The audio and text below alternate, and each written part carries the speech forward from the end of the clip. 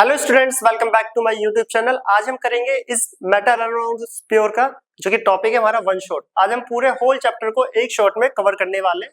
पूरे चैप्टर को साथ के साथ कुछ क्वेश्चंस और न्यूमेरिकल्स भी इस लेक्चर में करेंगे। तो करते हैं हम आज का 9th क्लास का अपना chapter number 2 is metal around us pure का वन शॉट। तो चलो स्टार्ट करते हैं आज का हम पहला टॉपिक।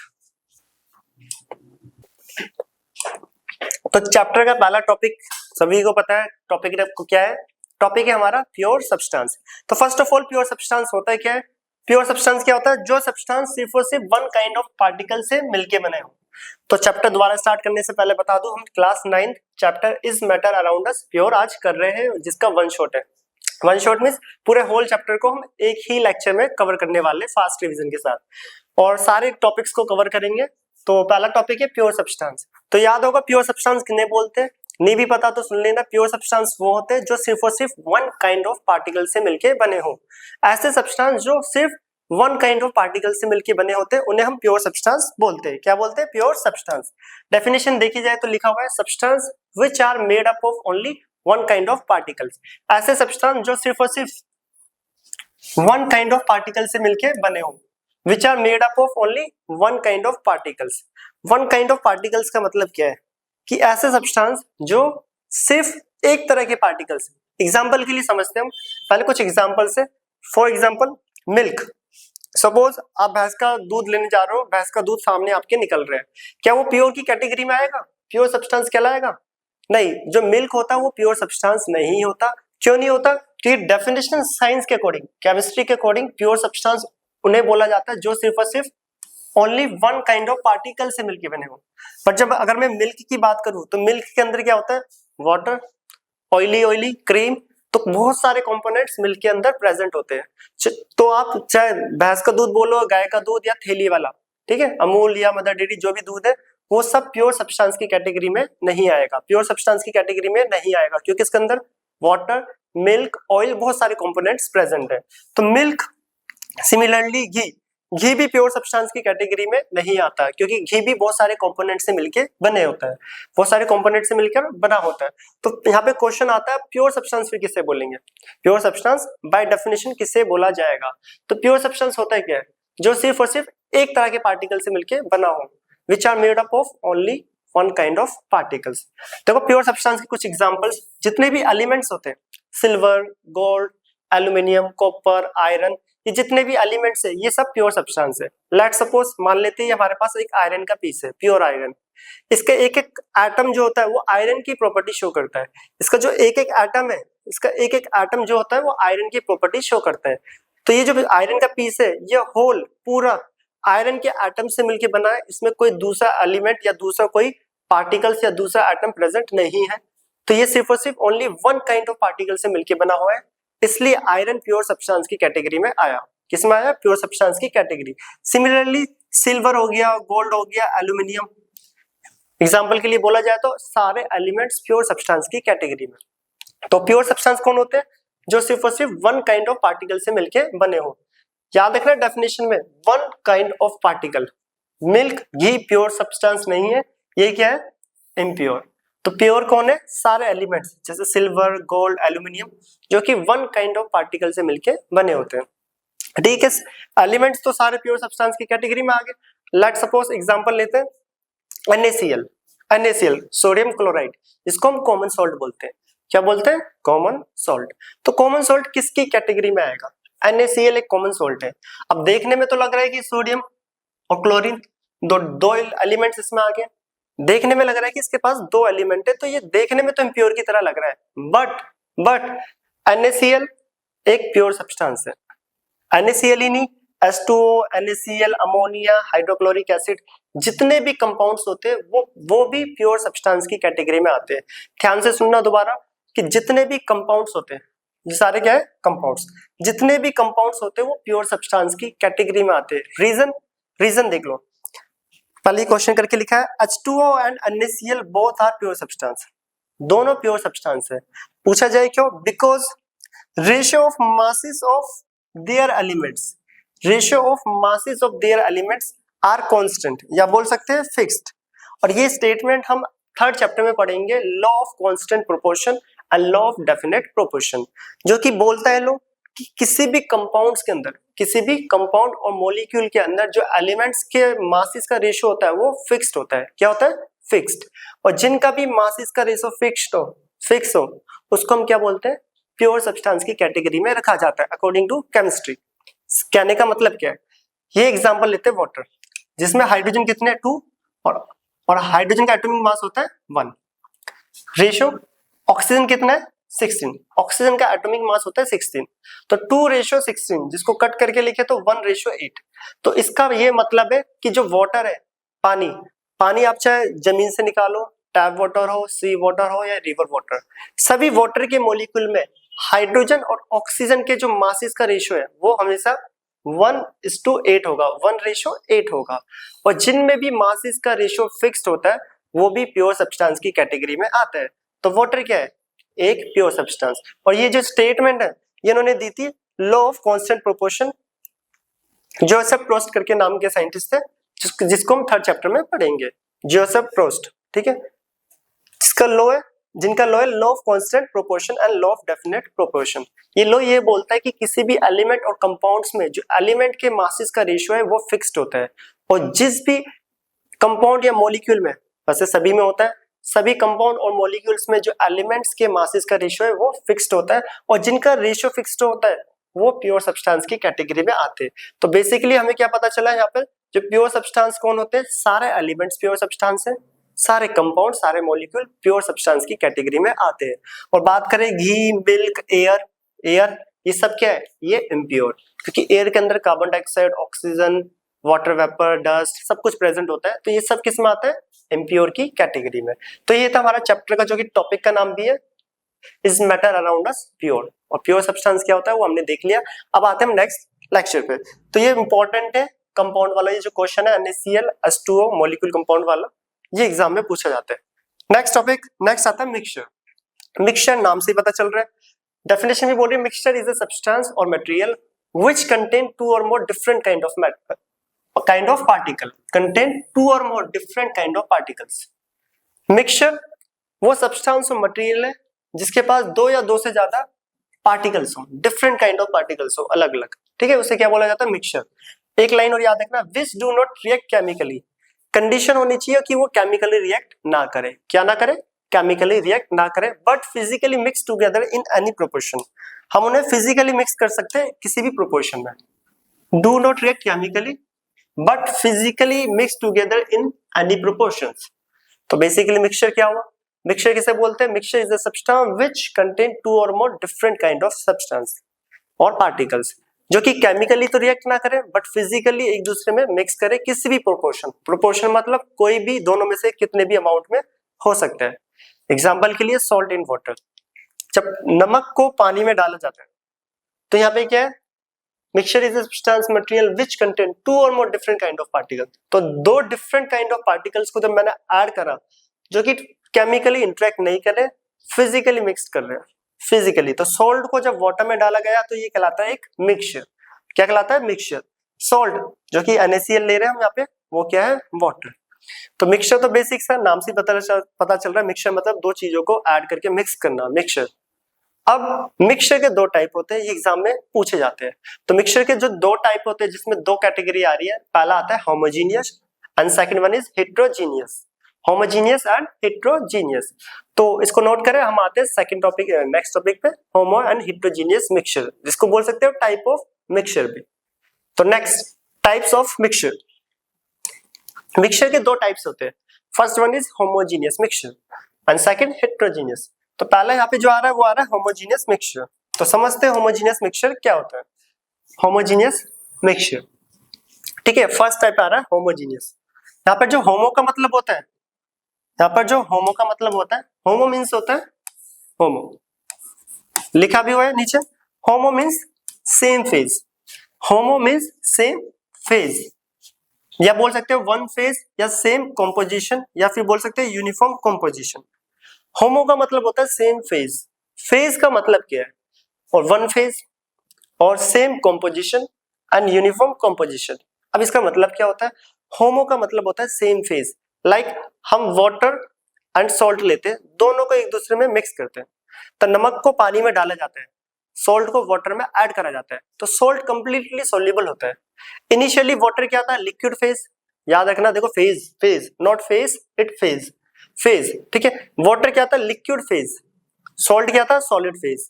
पर जब दोनों का मिक्सचर हमने बनाया, मिक्सचर बनने के बाद ओवरऑल फेज कैसा हो गया, लिक्विड। एग्जांपल के लिए समझते हैं, सॉल्ट जो कि एक सॉलिड फेज में था, नमक सॉलिड होता है, क्लियर। वाटर जो कि H2O एक लिक्विड फेज होता है, वाटर क्या होता है, लिक्विड।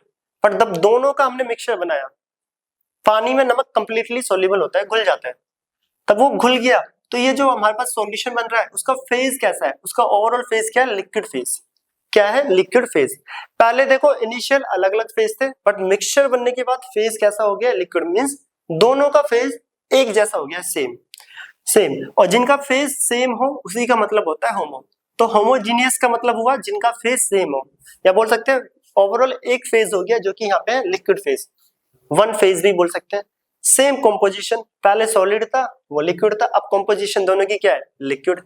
या बोल सकते हैं यूनिफॉर्म कंपोजिशन, पहले यूनिफॉर्म नहीं थी, एक सॉलिड था एक लिक्विड, अब दोनों मिलके सेम हो गया है, मींस यूनिफॉर्म, सेम। तो चारों का मतलब सेम ही है, वन फेज बोलूं, सेम फेज बोले, या फिर सेम कंपोजिशन, यूनिफॉर्म कंपोजिशन, ये सब क्या होता है, होमोजीनियस मिक्सचर, क्योंकि होमो का मतलब ही होता है सेम फेज। एग्जाम्पल कुछ लिखे हुए, सॉल्ट इन वाटर एक होमोजीनियस है, कंप्लीटली सोल्यूबल होते हैं। चीनी को पानी में डालो, शुगर इन वाटर, वो भी एक होमोजीनियस है, same phase. Alcohol in water, हाँ, पानी में अल्कोहल डालूं या अल्कोहल में वाटर डालूं, ठीक है, दोनों में क्या हो, वो एकदम कंप्लीटली सोल्यूबल होते हैं, तो वहां पे जो फेज बनता है वो होमोजीनियस वाला बनता है, सेम फेज। अगर वाटर के अंदर अल्कोहल को ऐड करोगे तो फेज क्या होता है, सेम, तो वो भी होमोजीनियस मिक्सचर की कैटेगरी में आएगा। एंड नेक्स्ट आ रहा है एयर। कैमरा और मेरे बीच में एयर प्रेजेंट है, तो इस कैमरे के बीच में और मेरे बीच में कुछ दिख रहा है कि मतलब डिफरेंट डिफरेंट एयर्स यहाँ पे उड़ रही हो, मतलब oxygen, carbon dioxide, different different gases यहाँ पे नहीं, क्यों, क्योंकि सबका फेज कैसा है, सेम है, सबका फेज कैसा है, सेम। तो एयर भी होमोजीनियस मिक्सचर की कैटेगरी में आता है, एग्जांपल है होमोजीनियस मिक्सचर का, होमोजीनियस मिक्सचर। अब ये होमोजीनियस के कुछ पॉइंट्स लिखे हुए हैं। पहला, अगर टॉपिक क्लियर हो गया हो तो पॉइंट्स बिल्कुल इजीली क्लियर हो जाएंगे। पहला पॉइंट आ रहा है, do not have separate boundaries. जब ये होमोजीनियस मिक्सचर बना, यहाँ पे कोई बाउंड्रीज दिख रही है कि सॉल्ट अलग से दिख रहा हो या वाटर अलग से, नहीं। कैमरे और मेरे बीच में डिफरेंट डिफरेंट गैसेस है, बट किसी की एक सेपरेट बाउंड्रीज नहीं दिख रही, एक ट्रांसपेरेंट पार्ट हमें दिख रहा है डायरेक्ट, बीच में कोई भी कंपोनेंट हमें नहीं दिख रहा, इसी को बोलते हैं do not have separate boundaries. Homogeneous mixture जब बनता है कोई भी सेपरेट बाउंड्रीज नहीं होती।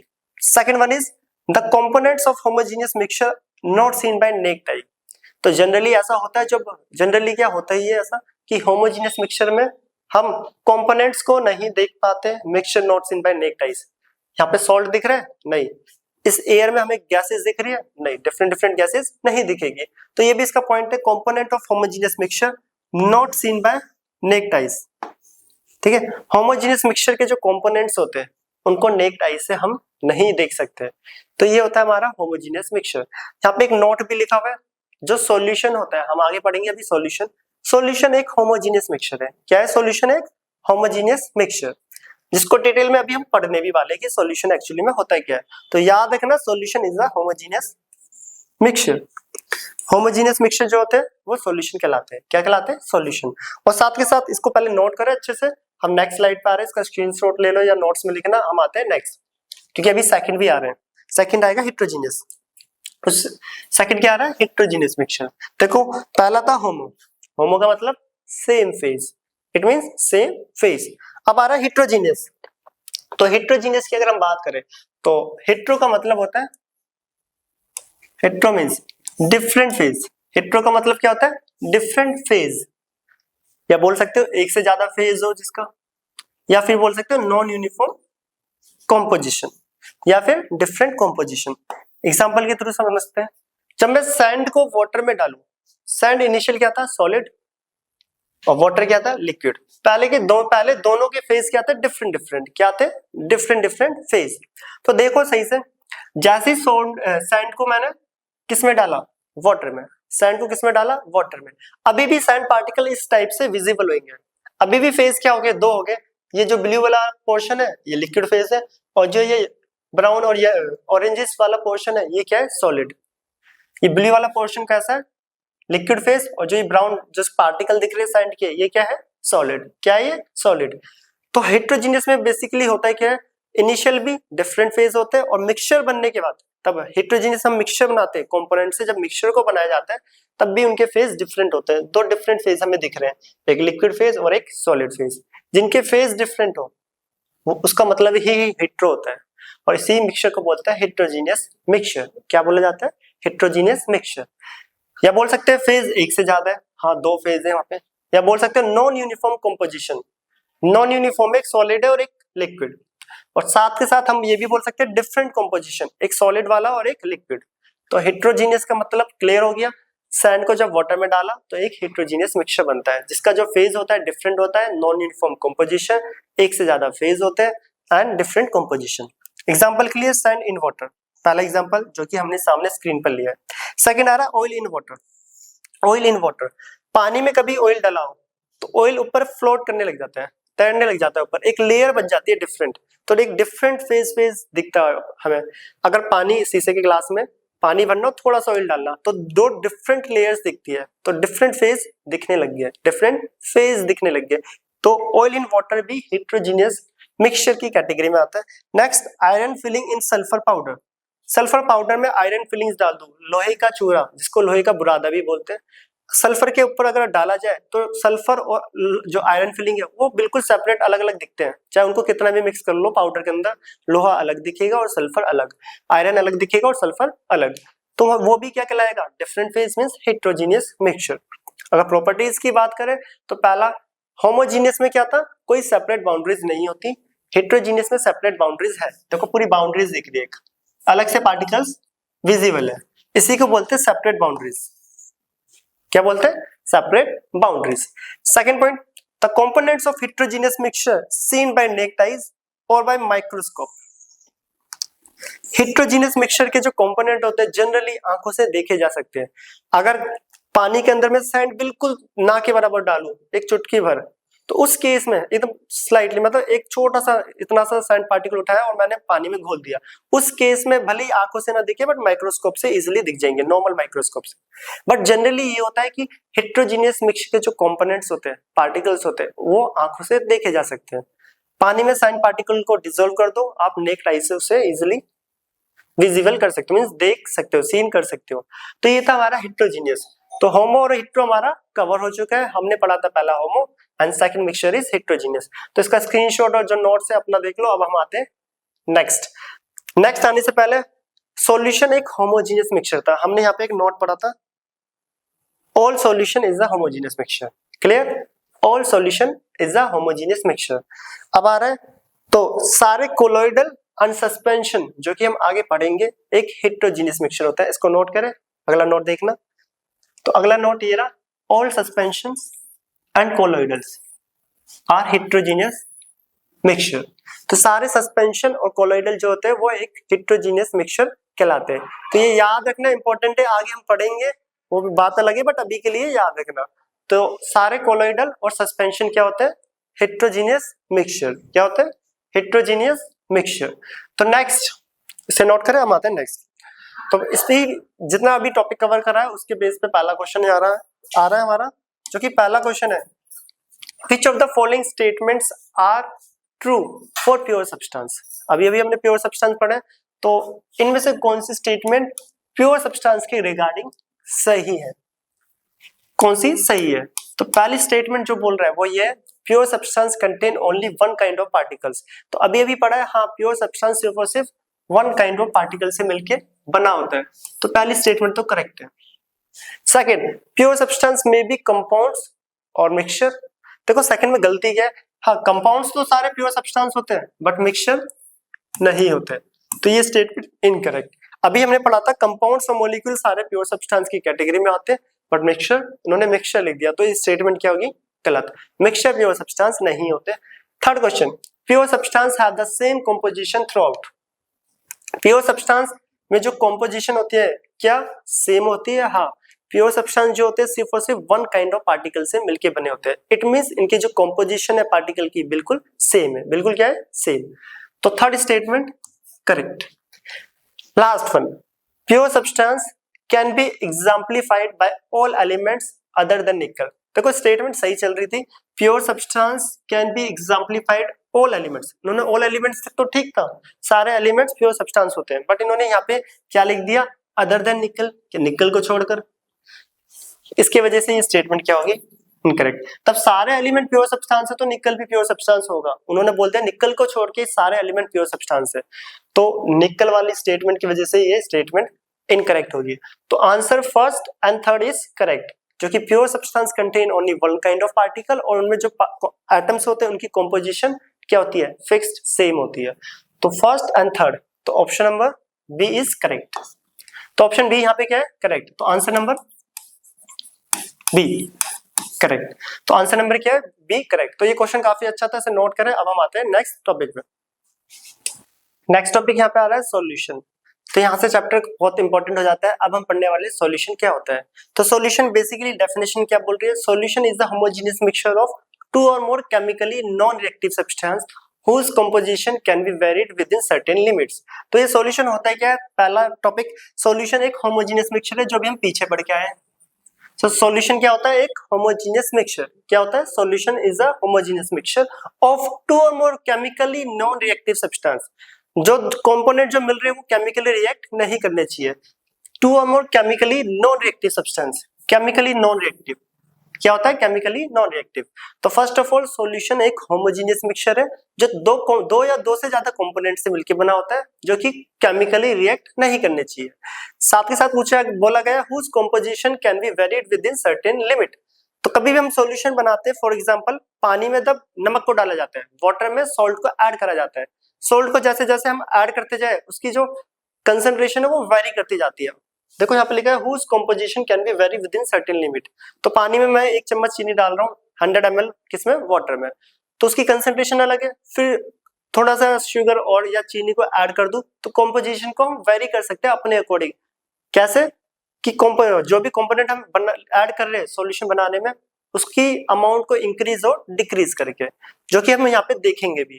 ठीक है, तो सॉल्यूशन क्या होता है, एक होमोजेनियस मिक्सचर होता है, होमोजेनियस मिक्सचर टू और more chemically non reactive substance. उसके बाद लिखा है whose composition can be vary, उसकी कंपोजिशन को हम वेरी कर सकते हैं कंपोनेंट को ऐड करके या फिर उसको निकाल कर। ठीक है, कैसे वो भी हम देखेंगे एग्जाम्पल के थ्रू। तो सॉल्यूशन एक होमोजेनियस मिक्सचर होता है, स्टेटमेंट क्या बोल रही है एग्जाम्पल के थ्रू समझते हैं। तो सोल्ट को जैसे ही मैं वाटर में ऐड करूं, वाटर क्या है यहाँ पे, सॉल्वेंट। तो पहला टॉपिक जो आता है सोल्यूट और सॉल्वेंट, पहले ये समझते हैं सोल्यूट और solvent. Component of solution present in lesser amount, solution बनाते टाइम जो कम अमाउंट में होता है, जो लेसर अमाउंट में होता है, उसको हम क्या बोलते हैं, सॉल्यूट। क्या बोलते हैं, सॉल्यूट। सॉल्यूट हमेशा लेसर अमाउंट में होता है और सॉल्वेंट हमेशा लार्जर अमाउंट में। Solute lesser amount and solvent larger amount, solvent large amount. Definition का मतलब आप समझते हैं, सोल्ट को जैसे ही वाटर में डाला तो एक होमोजेनियस मिक्सचर है, पहली line clear, solution is a homogeneous mixture, clear. Two और more chemically non reactive substance, जो ये सब्सटेंस है, ये जो कंपोनेंट है वो केमिकली नॉन रिएक्टिव होने चाहिए। क्या होने चाहिए, केमिकली नॉन रिएक्टिव। ठीक है, सॉल्ट को वाटर में डाला, केमिकली नॉन रिएक्टिव है, स्टेटमेंट आदि कवर। तो solution is a homogeneous mixture, क्योंकि सॉल्ट को वाटर में डाला जाता है तो फेज सेम हो जाता है, अभी भी पढ़ा है, तो फेज सेम है तो ये एक होमोजेनियस है, वो भी केमिकली नॉन रिएक्टिव। और लास्ट लाइन का मतलब क्या है, अब यहाँ पे देखो क्लियर हो जाएगा, whose composition can be varies within certain limit। मान लो मैंने 5 ग्राम सॉल्ट को डाला, ठीक है, डिसॉल्व करा, हो गया, फिर 2 ग्राम और ऐड कर दिया, फिर 1 ग्राम और कर दिया, फिर 0.5, फिर अगेन 1 ग्राम, ऐसे ऐड करता जा रहा हूँ।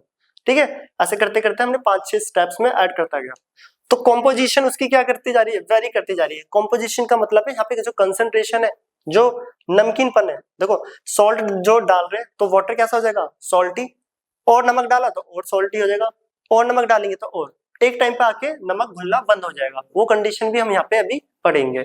तो इस लाइन का मतलब ये whose composition can be varies within certain limit, एक लिमिट तक ही सॉल्ट को वाटर में डालेंगे, एक टाइम पर आके नमक भी घुलना बंद कर जाएगा, वो कंडीशंस अभी आएगी, हम पढ़ेंगे सैचुरेटेड अनसैचुरेटेड। ठीक है, तो अभी के लिए सॉल्यूशन एक होमोजेनियस मिक्सचर होता है जो कि 2 या 2 से ज्यादा केमिकली नॉन रिएक्टिव सब्सटेंस से मिलकर बनता है। साथ के साथ यहाँ पर whose composition can be vary within certain limit, उसकी जो कंसंट्रेशन एक सर्टेन लिमिट तक हम वेरी कर सकते हैं, एक सर्टेन लिमिट तक। ये नहीं कि इसके अंदर नमक डालते जाओ घुलता जाएगा, नहीं, एक लिमिट तक जाकर रुक जाएगा। तो इस स्टेटमेंट का ये मतलब है। तो सॉल्यूशन की स्टेटमेंट याद होनी चाहिए, सॉल्यूशन एक होमोजेनियस मिक्सचर होता है, केमिकली नॉन रिएक्टिव सब्सटेंस है और कंपोजिशन को वेरी करते हैं एक लिमिट तक, एक सर्टेन लिमिट तक। सॉल्यूशन बनाते टाइम जो कम अमाउंट में होता है, जो लेसर अमाउंट में, उसको बोलते हैं सॉल्यूट। क्या बोलते हैं? सॉल्यूट। एंड जो लार्जर अमाउंट में, उसको क्या बोला जाता है? सॉल्वेंट। क्या बोला जाता है? सॉल्वेंट। तो याद रखना, solute lesser amount, solvent larger amount. तो बेसिकली सॉल्यूशन किस चीज से मिलकर बना? Solute plus solvent. तो सॉल्यूट और सॉल्वेंट को मिला दो तो हमें क्या मिलता है? सॉल्यूशन। सॉल्यूट जो कि लेसर अमाउंट में और सॉल्वेंट जो लार्जर अमाउंट में। तो ये होता है सॉल्यूशन की डेफिनेशन। क्या होती है? सॉल्यूशन की डेफिनेशन। तो इसको नोट करें, हम आते हैं नेक्स्ट स्लाइड पे, इंपॉर्टेंट था। तो सॉल्यूशन क्या होता है ये तो क्लियर हो गया। अब आते हैं इसके कुछ एग्जांपल्स, टाइप्स, और कितने कितने टाइप्स है, aqueous, non aqueous, saturated, unsaturated, सब अभी हम यहाँ पे कवर करने वाले हैं। तो नेक्स्ट पेज, नेक्स्ट पे आ रहा है बाइनरी सॉल्यूशन। पहला टाइप्स में बाइनरी, टर्नरी एंड क्वार्टनरी। अब देखो बाइनरी का मतलब क्या है? ऐसा सॉल्यूशन जिसमें सिर्फ और सिर्फ दो कंपोनेंट्स यूज हो। कितने हो? दो component.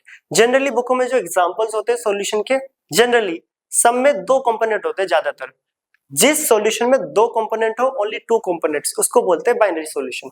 Solution in which only two components are present, only two components are present. जिस सॉल्यूशन में सिर्फ और सिर्फ दो कंपोनेंट्स हो, जिसमें से एक सॉल्यूट, अब दो है तो कॉमन सी बात है, एक सॉल्यूट होगा और दूसरा सॉल्वेंट। दोनों तो सॉल्यूट नहीं हो जाएंगे, दोनों सॉल्यूट हो जाएंगे तो सॉल्यूशन बनेगा ही नहीं, तो ये टॉपिक हमारे सिलेबस का होगा ही नहीं। तो यहाँ पे बेसिकली है क्या? ऐसे सॉल्यूशन जिसमें दो कंपोनेंट हो, एक सॉल्यूट हो, एक सॉल्वेंट, उसको बोलते हैं बाइनरी। क्या बोलते हैं? बाइनरी। तो बाइनरी तो क्लियर। अब आता है टर्नरी। क्या होता है? उससे पहले देखो एग्जाम्पल भी देख लो। यहाँ पे जो सॉल्यूट है शुगर को मैं ऐड कर रहा हूँ सॉल्वेंट जो कि है वाटर। क्या है? वाटर। ये तो सब बाइनरी। अब आता है टर्नरी। टर्नरी ऐसा सॉल्यूशन जिसमें थ्री कंपोनेंट हो। थ्री का मींस टर्नरी। क्या है? टर्नरी। थ्री कंपोनेंट यूज होते हैं, उसको टर्नरी सॉल्यूशन बोलते हैं। कहने का मतलब क्या है? तो वाटर जो कि यहाँ पे क्या है? सॉल्वेंट। क्या है? सॉल्वेंट। तो इसके अंदर दो सॉल्यूट को मैं ऐड कर रहा हूँ। पानी के अंदर अगर मैं चीनी और नमक दोनों डालूं तो दोनों घुलने के बाद एक होमोजीनियस मिक्सचर बनाते हैं, और होमोजीनियस बन रहा है तो ये एक सॉल्यूशन तो है, सॉल्यूशन तो है, बट ये एक टर्नरी सॉल्यूशन है। क्यों? क्योंकि यहाँ पे ओवरऑल थ्री कंपोनेंट्स प्रेजेंट है। कितने कंपोनेंट प्रेजेंट है? थ्री। ये सॉल्यूशन तो है, सॉल्यूशन तो है, बट सॉल्यूशन का भी कौन सा टाइप है? टर्नरी। कौन सा है? टर्नरी। तो बाइनरी में टू कंपोनेंट, टर्नरी में थ्री कंपोनेंट्स। इसी टाइप से जो क्वार्टनरी सॉल्यूशन होता है, सॉल्यूशन तो है क्वार्टनरी, नाम भी है सॉल्यूशन, बट फर्क क्या है इसमें कि इसमें जो ओवरऑल कंपोनेंट्स है चार। तो बाइनरी होता है दो कंपोनेंट वाला, टर्नरी होता है three components, and quaternary solution होता है जिसमें चार कंपोनेंट हो, और सबके सब होमोजीनियस बनाएंगे क्योंकि टॉपिक हमारा सॉल्यूशन चल रहा है। क्या चल रहा है? सॉल्यूशन। तो ये क्लियर। तो बाइनरी क्या होता है? जिसमें दो कंपोनेंट, टर्नरी जिसमें थ्री कंपोनेंट, एंड क्वार्टनरी जिसमें चार कंपोनेंट। तो सॉल्यूशन के ये जो टाइप्स है ये पूछे जाते हैं एग्जाम में, binary, ternary and quaternary solution क्या होते हैं? Two component, three component and four components. तो ये थे सॉल्यूशन कुछ बेसिक टाइप्स। अब आते हैं हम नेक्स्ट स्लाइड पे, इसको नोट करें। नेक्स्ट स्लाइड, नेक्स्ट जो आ रही है वो आ रहा है aqueous and non aqueous solution. क्या आ रहा है? Aqueous and non aqueous solution. Class 9 के एग्जाम में एक्वस एंड नॉन एक्वस भी पूछा जाता है। एक्वस, देखो एक्वस जो यहाँ पे वर्ड है, एक्वा जो वर्ड यूज करा जाता है वो जनरली वाटर के लिए करा जाता है। किसके लिए? वाटर के लिए। एक्वागार्ड जो वाटर फिल्ट्रेशन घर में लगा होता है, एक्वागार्ड। एक्वेरियम जिसमें फिशेस को रखा जाता है। एक्वेटिक एनिमल्स जलीय जीव जंतु। ठीक है, तो एक्वा वर्ड जो यूज होता है वो वाटर से रिलेटेड यूज करा जाता है। तो यहाँ पे एक्वस सॉल्यूशन, एक्वस सॉल्यूशन का मतलब है जिस सॉल्यूशन में सॉल्वेंट वाटर हो उसको हम एक्वस सॉल्यूशन बोलते हैं। Solution in which water is a solvent. Clear? बस जिस सॉल्यूशन में वाटर क्या हो? सॉल्वेंट। जिस सॉल्यूशन में वाटर क्या हो? सॉल्वेंट हो, उसको हम एक्वस सॉल्यूशन बोलते हैं। क्या बोलते हैं? Aqueous solution. तो ये इंपॉर्टेंट है, जिस सॉल्यूशन में वाटर सॉल्वेंट हो, एक्वस सॉल्यूशन। अब एग्जांपल देख लो एक एक करके। सॉल्ट इन वाटर अभी अभी हमने पढ़ा है, जिसमें से सॉल्ट सॉल्यूट है और जो सॉल्वेंट क्या है? वाटर है। नमक के पानी में नमक क्या है? सॉल्यूट, एंड जो वाटर क्या है? सॉल्वेंट। ये तो सबको बेसिकली पता है। आता है सोडा वाटर, अगला एग्जांपल जो कि एग्जाम में पूछा भी जाता है। सोडा वाटर, कभी सोडा वाटर की जब बोतल ओपन करते हैं तो उसमें से क्या निकलते हैं, बबल्स, एफरवेंस, झाग से निकलते हैं। जो वो बबल्स होते हैं वो CO2 के होते हैं। वहां पे जब सोडा वाटर कोल्ड ड्रिंक को जब बनाया जाता है, मतलब कंपनीज में, फैक्ट्रीज में जब बनाया जाता है तो हाई प्रेशर पे स्टोर करा जाता है, क्योंकि हाई प्रेशर पे solubility of gas in liquid बढ़ जाता है। मतलब जो गैस की सोल्युबिलिटी है वो लिक्विड के अंदर बढ़ जाती है अगर मैं प्रेशर को बढ़ा दूं, जो कि हम हायर क्लासेस में पढ़ेंगे। यहाँ पर जो आ रहा है ये टॉपिक, ये है सोडा वाटर। सोडा वाटर की बोतल जब ओपन करते हैं, ठीक है, ओपन करते हैं तो उसमें से क्या निकलते हैं, बबल्स। कोल्ड ड्रिंक में भी वो बबल्स होते हैं कार्बन डाइऑक्साइड के। तो सोडा वाटर में ओवरऑल तो क्या था, पानी, उसके अंदर जो बबल्स थे वो किसके, कार्बन डाइऑक्साइड। तो ज्यादा कौन है सॉल्वेंट, वाटर, मेरा सॉल्वेंट वाटर। और जो बबल्स निकल रहे गैसेस वो क्या होती है, कार्बन डाइऑक्साइड। तो सॉलिड कौन है, कार्बन डाइऑक्साइड। तो पूछा जाता है सोडा वाटर में सॉल्यूट और सॉल्वेंट को पहचानो, क्या होते हैं। तो सॉल्यूट क्या है, carbon dioxide, and solvent is water, solvent is water. तो ये एक्वस के हमने कुछ एग्जांपल देखे। अब आता है नॉन एक्वस, ठीक है, नॉन एक्वस, जिसमें देखो नाम से पता चल रहा है नॉन एक्वस, जिसमें वाटर सॉल्वेंट ना हो। ऐसे सॉल्यूशन जिसमें सॉल्वेंट वाटर ना हो। वाटर जनरली मैक्सिमम, याद रखना, वाटर ज्यादातर सॉल्यूशन में जो सॉल्वेंट होता है वो वाटर होता है, इसलिए वाटर को यूनिवर्सल सॉल्वेंट बोला जाता है। जो कि लाइन आगे लिखी भी होगी, नहीं भी लिखी तो लिख लेना, water is the universal solvent. Generally ज्यादा चीजों में जो सॉल्वेंट होता है वो वाटर होता है, इसलिए वाटर को हम यूनिवर्सल सॉल्वेंट बोलते हैं। नॉन एक्वस की बात क्या है, जिसमें वाटर सॉल्वेंट ना हो। Solution in which water is not a solvent, ऐसा सॉल्यूशन जिसमें वाटर सॉल्वेंट ना हो, जो कि एग्जाम में पूछा जाता है। ये टिंचर आयोडीन, ये कफ सिरप होते, देखो इसका जो यूज करा जाता है कफ सिरप में, जब खांसी वगैरह होती है, कई बार लगता होगा कि खांसी की जो दवाई होती है, कफ की जो दवाई होती है उसमें अल्कोहल मिला हुआ है, थोड़ी थोड़ी दारू जैसी स्मेल होती है उसमें। क्यों, क्योंकि उसके अंदर जो सॉल्वेंट होता है वो अल्कोहल होता है। ये वही अल्कोहल है जिससे ड्रिंक्स और दारू वगैरह बनाई जाती है, ठीक है, ड्रिंक्स। तो टिंचर आयोडीन जिसमें सॉल्वेंट जो है वो अल्कोहल है और सॉल्यूट जो होता है वो आयोडीन, ये एग्जाम में पूछा जाता है। इसलिए जो कफ सिरप होती है उसमें जो सॉल्वेंट होता है वो अल्कोहल होता है। क्या होता है, अल्कोहल। ये एग्जाम्पल बहुत इंपॉर्टेंट है, एग्जाम में पूछा जाता है। तो ये तो था हमारा एक्वस एंड नॉन एक्वस। अब आते हैं हम नेक्स्ट टॉपिक, जो कि सैचुरेटेड अनसैचुरेटेड, ये भी कवर करेंगे, इसको नोट करें। अब आते हैं हम नेक्स्ट टॉपिक पर। तो पहले यहाँ पे एक एग्जाम्पल हो रहा है। अब एयर एक होमोजीनियस मिक्सचर है, होमोजीनियस में हमने पढ़ के भी आया है। अगर एयर होमोजीनियस मिक्सचर है तो होमोजीनियस मिक्सचर जो होते हैं वो सॉल्यूशन बनाते हैं, ठीक है। तो एयर क्या है, एक solution, homogeneous mixture means solution. अगर पूछा जाए बताओ एयर एक सॉल्यूशन है तो सॉल्वेंट और सॉल्यूट बताओ क्या क्या है। तो एयर में सबसे ज्यादा जो होता है वो नाइट्रोजन होता है 78%। तो सॉल्वेंट तो हो गया नाइट्रोजन, क्या हो गया, नाइट्रोजन। बचा हुआ सॉल्यूट जो बाकी गैसेस है, CO2, carbon dioxide, oxygen and so on. Nitrogen तो सॉल्वेंट हो गया जो ज्यादा अमाउंट में होता है, और बची हुई सारी गैसेस जो भी है, कार्बन डाइऑक्साइड, ऑक्सीजन वगैरह, वो सब क्या हो गया, सॉल्यूट। तो ये भी एग्जाम में पूछा जाता है, बताओ एयर में सॉल्यूट और सॉल्वेंट क्या है। सॉल्वेंट तो nitrogen and solute is oxygen, carbon dioxide, और डिफरेंट डिफरेंट जो भी गैसेस वगैरह प्रेजेंट है वो सब क्या आ जाएगा, सॉल्यूट की कैटेगरी में। तो इसकी इस एग्जांपल को भी लिख लेना, इंपॉर्टेंट है, ठीक है, इंपॉर्टेंट है ये नाइट्रोजन वाला। अब आते हैं हम नेक्स्ट टॉपिक पे।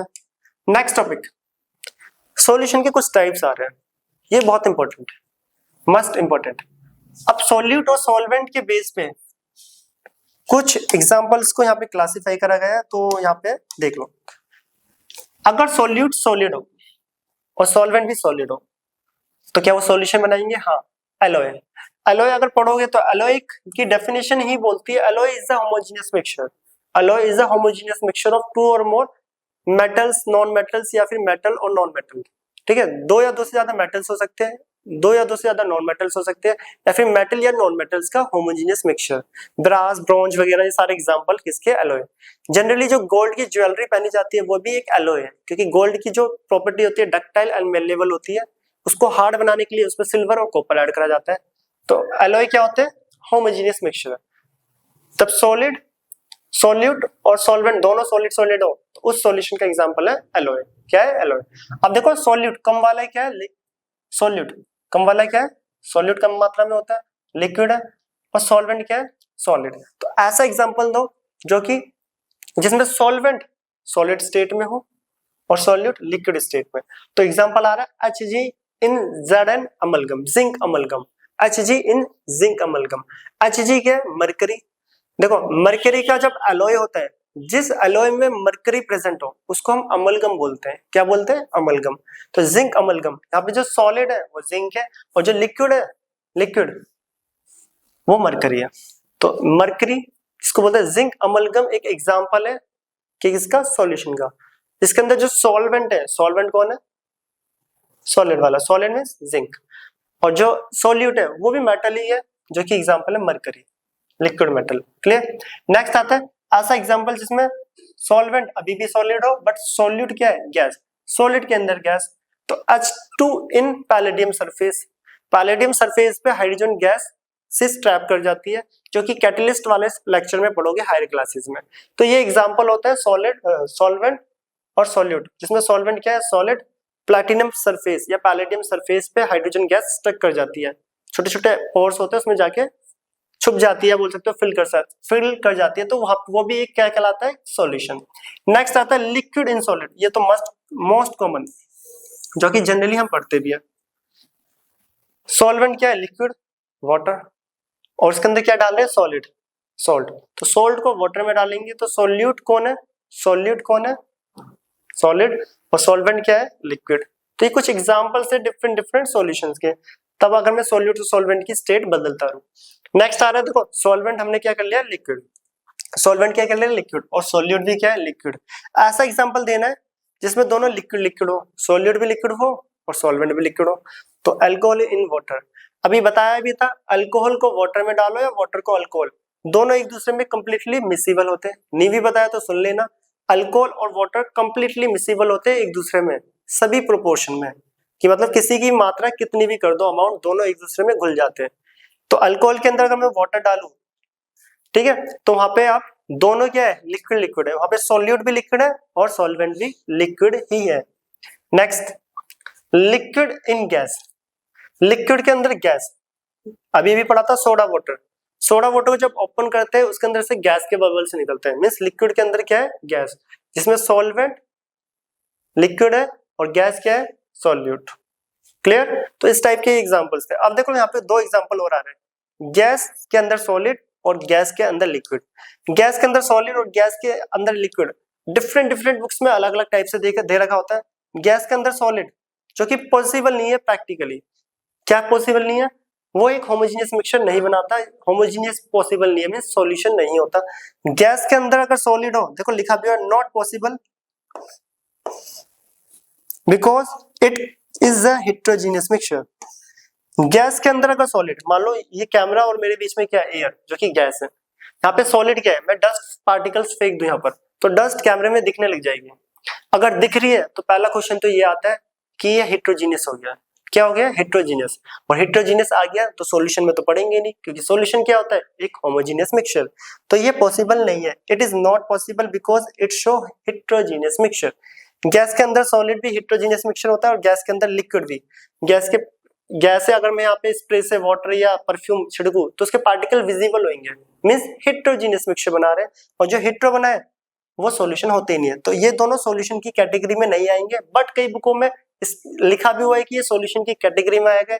उन्होंने एग्जांपल भी दिया है, जैसे camphor in air. Camphor sublimation जो प्रोसेस पढ़ाता है, कैम्फर हो गया, नेप्थलीन हो गया, फिनेंथ्रीन हो गया, एंथ्रासीन हो गया, ये क्या करते हैं? सब्लिमेशन करते हैं। क्या करते हैं? सब्लिमेशन। देखो कैम्फर को मैं यहाँ पे रख दूं, वो सॉलिड से डायरेक्ट किस में कन्वर्ट हो जाता है? गैस में। सॉलिड से गैस में बिना दिखे, हमें कोई भी यहाँ पे सब्लिमेशन जब होता है हमें पार्टिकल एयर में दिखते नहीं है।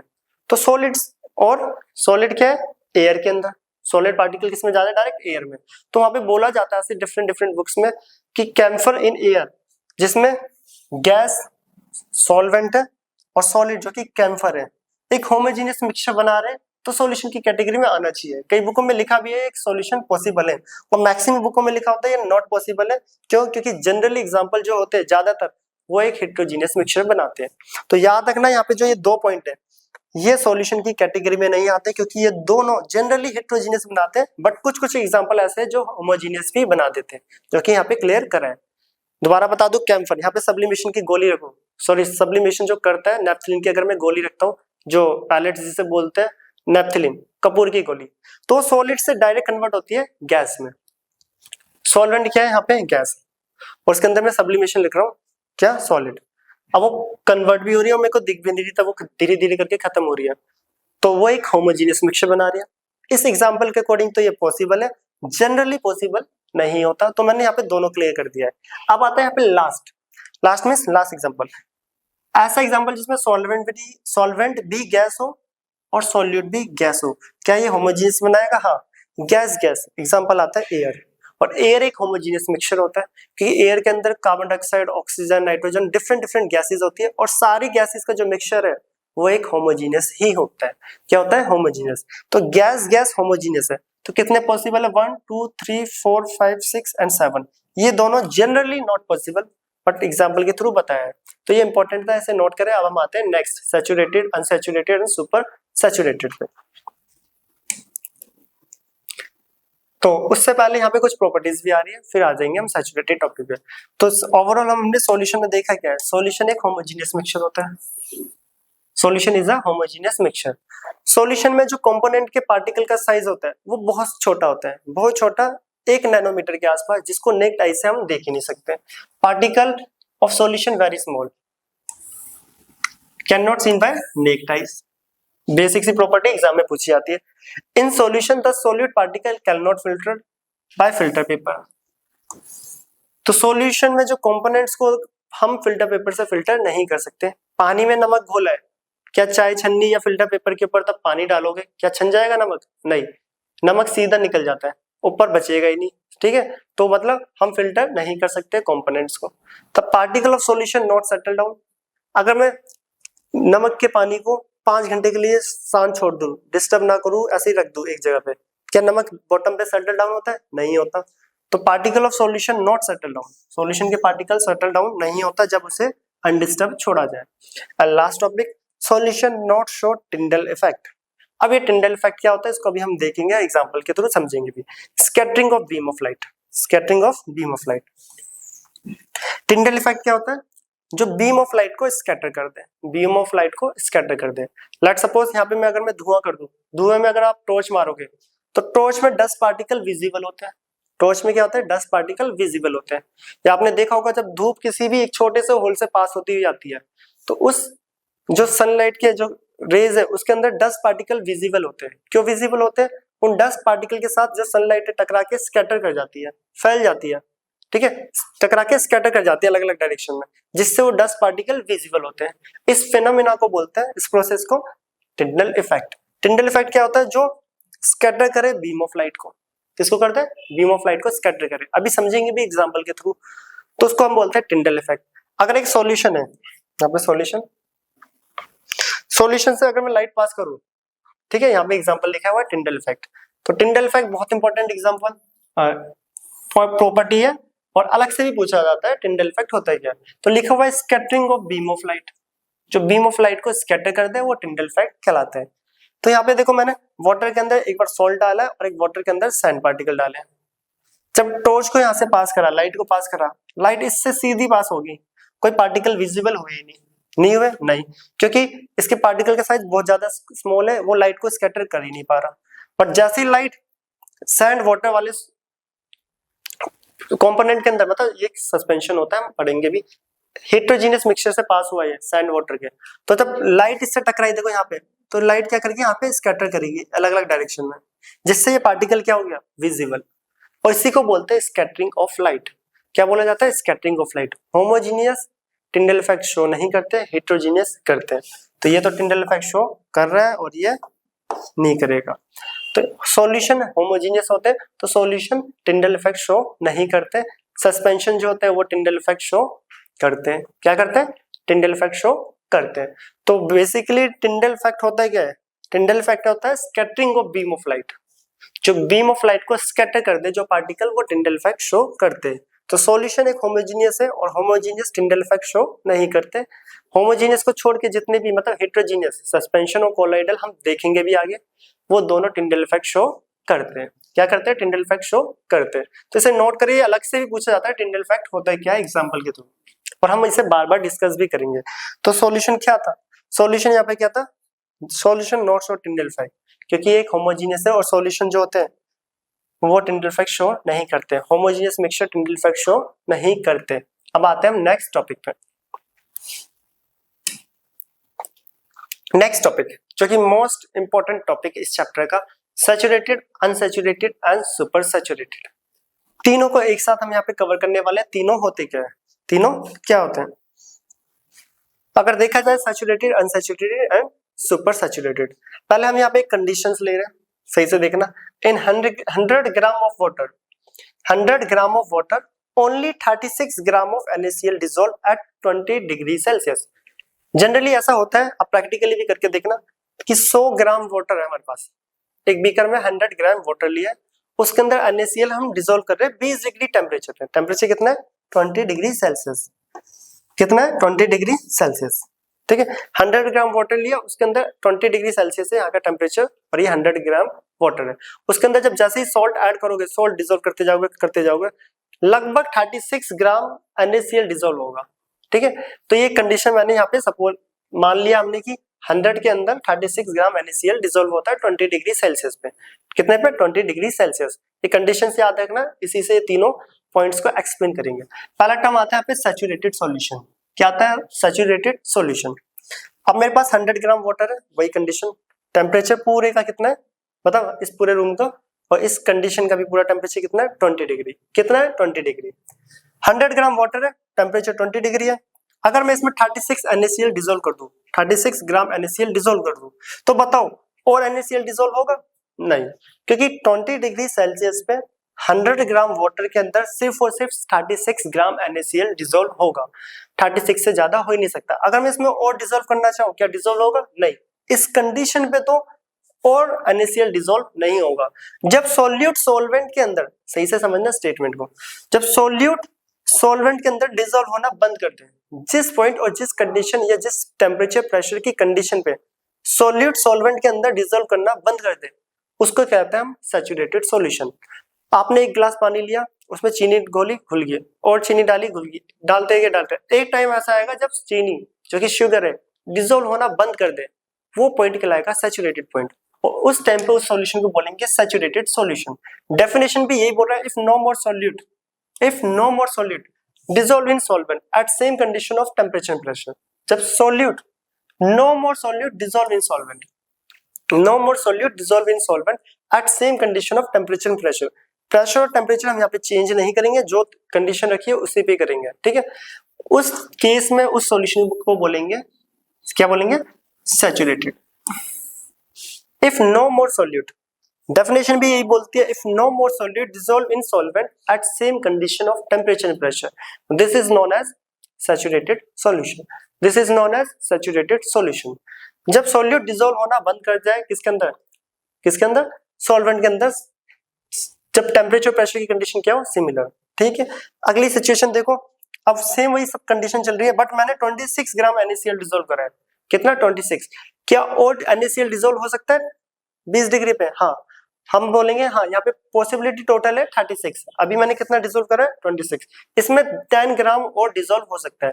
जब सॉल्यूट का अमाउंट और डिसॉल्व हो जाए नॉर्मल टेम्परेचर प्रेशर कंडीशन में, वो कहलाता है अनसैचुरेटेड। देखो लिखा भी है, if some amount of solute dissolve in solvent, if some amount of solute dissolve in solvent at same condition of temperature and pressure, temperature और प्रेशर की कंडीशन क्या है? सेम, उसको बोलेंगे अनसैचुरेटेड। तो दोनों में फर्क क्या है? इसमें सॉल्यूट डिसॉल्व होना बंद कर देता है, उसमें और सॉल्यूट को डिसॉल्व कर सकते हैं। एंड नेक्स्ट आ रहा है सुपर। सुपर मतलब पावरफुल, सुपर जहां पर आ जाए मतलब एनर्जी का या टेम्परेचर का कॉन्सेप्ट। सुपर का मतलब है टेम्परेचर। मान लेते हैं पहले मैंने इसमें 36 डिसॉल्व करा, 36, यही कंडीशन देखो, 36 डिसॉल्व करा था 100 डिग्री पे, सॉरी 100 ग्राम वाटर में 20 डिग्री सेल्सियस पे। अब मैं बोलूं नहीं, मेरे को और डिसॉल्व करना है इसमें, चाहे टेम्परेचर बढ़ाओ या घटाओ, जो मर्जी करो। हाँ, अगर मैं इसका टेम्परेचर बढ़ा दूं, इसका टेम्परेचर, इस सिस्टम का, इस बीकर का टेम्परेचर बढ़ा दूं, तो टेम्परेचर बढ़ाने पे जो ये लिमिट थी 36 ग्राम की, अब ये इसको क्रॉस कर देगा। क्या कर देगा? मेरे को इसको अंदर 40 ग्राम डिसॉल्व करना है। हाँ, हो जाएगा डिसॉल्व, क्या? अगर मैं टेम्परेचर को बढ़ा दूं। तो लिखा भी है, इस some extra amount of solute is dissolve in solvent, dissolve in solvent. Extra amount of solute को डिसॉल्व कर दो किसमें? सॉल्वेंट के अंदर में। कैसे कर सकते हैं वो? By increasing temperature. अगर मैं टेम्परेचर को बढ़ा दूं तो extra amount of solute dissolve हो जाएगा किसके अंदर में, सॉल्वेंट में। इसी को बोलते हैं सुपर। सुपर वर्ड यूज होगा टेम्परेचर एनर्जी के लिए यूज होता है। तो तीनों में फर्क क्या है, इसमें सॉल्यूट डिसॉल्व होना बंद कर देता है, इसमें मोर सॉल्यूट डिसॉल्व कर सकते हैं, उसमें एक्स्ट्रा भी डिसॉल्व कर सकते हैं अगर मैं टेम्परेचर को इंक्रीज कर दूं। तो घर में जो चाशनी बनती है मिठाइयों के लिए वो सुपर सैचुरेटेड होता है। क्या होता है, सुपर सैचुरेटेड। पानी को गर्म करके उसमें चीनी को घोलते रहते तब तक वो काफी गाढ़ी ना हो जाए। जो चाशनी होती है वो सुपर सैचुरेटेड होती है। तो ये था saturated, unsaturated, super saturated. Note कर लेना। अब हम आते हैं नेक्स्ट टॉपिक पे, नोट करो इसे। Next solubility. अब क्या आ रहा है, सोल्यूबिलिटी। तो solubility is defined the amount of solute present in saturated solution. ठीक है, सैचुरेटेड सॉल्यूशन के अंदर कितना सॉल्यूट प्रेजेंट है एक विद दिस टेम्परेचर, मतलब जो कंडीशन रखी है रूम टेम्परेचर जनरली, या फिर बोल सकते हो 20 डिग्री। हमने पीछे एग्जांपल रूम टेम्परेचर नहीं 20 डिग्री पे लिया है, तो ये उसी कंडीशन की बात कर रहा है जो पीछे हमने ली है 20। वैसे रूम टेम्परेचर 25 डिग्री सेल्सियस होता है। तो it is defined the amount of solute, कितना सॉल्यूट प्रेजेंट है किसी सैचुरेटेड सॉल्यूशन में, वो कहलाता है सॉल्युबिलिटी। तो यहाँ पे जो सॉल्युबिलिटी कितनी थी सैचुरेटेड पॉइंट पे 36 ग्राम NaCl की सॉल्युबिलिटी। तो कितनी सॉल्युबिलिटी है 36, NaCl की कितनी सॉल्युबिलिटी है सैचुरेटेड पॉइंट पे 36। ठीक है, वो टेम्परेचर अलग अलग होगा तो सॉल्युबिलिटी की रेंज भी चेंज होती जाएगी। क्या होगी, चेंज होती जाएगी। अब नेक्स्ट टर्म जो आ रही है यहाँ पे आ रही है कंसंट्रेशन। यहाँ पे एक न्यूमेरिकल्स आने वाले, एक दो और फॉर्मूलेस भी। तो कंसंट्रेशन क्या होता है इसको समझने के लिए हम यहाँ पे कुछ एग्जांपल्स देख रहे हैं। मेरे पास 3 बीकर है, ये रहा फर्स्ट, सेकंड, थर्ड। तीनों में 100 ग्राम वाटर है, तीनों में 100 ग्राम वाटर है। पहले में 5 ग्राम शुगर डाला, 10 ग्राम एंड 15 ग्राम। ठीक है, अगर आपसे पूछा जाए बताओ कि इनमें से कौन ज्यादा मीठा होगा, तो बच्चा यहाँ पे बता देगा कि जो 15 ग्राम शुगर वाला है वो ज्यादा मीठा होगा। तो इसी को बोलते हैं कि शुगर की कंसंट्रेशन इस वाले बीकर में सबसे ज्यादा है, इसमें और कम और इसमें सबसे कम। तो ये होता है हमारा कंसंट्रेशन टर्म। ठीक है, हमने टेस्ट करके तो बता दिया, अब सभी केमिकल्स को टेस्ट तो कर नहीं सकते, तो यहाँ पे हम क्या निकलेंगे, न्यूमेरिकली सॉल्व करेंगे कि किसकी एग्जैक्ट वैल्यू के साथ कितनी कितनी कंसंट्रेशन है। सपोज करो इसकी 5% थी तो उसकी उससे ज्यादा ही होगी, 7, उसकी 9, जो भी है पॉइंट में वैल्यू में, वो हम न्यूमेरिकली यहाँ पे करने वाले हैं। तो यहाँ पे एरोस करके लिखा भी है, concentration of sugar is increases, sugar in water is increases. इस डायरेक्शन में जो कंसंट्रेशन है वो बढ़ रही है। तो कंसंट्रेशन को हम चेक करने वाले हैं यहाँ पे न्यूमेरिकली। तो यहाँ पे कुछ फॉर्मुलेस भी आ रहे हैं, तो इससे पहले नोट करें। सॉल्युबिलिटी डेफिनेशन पूछ लेते हैं, इसके न्यूमेरिकल्स जो कि ऑलरेडी डाले हुए हैं वो भी कर सकते हो आप। तो नेक्स्ट आते हैं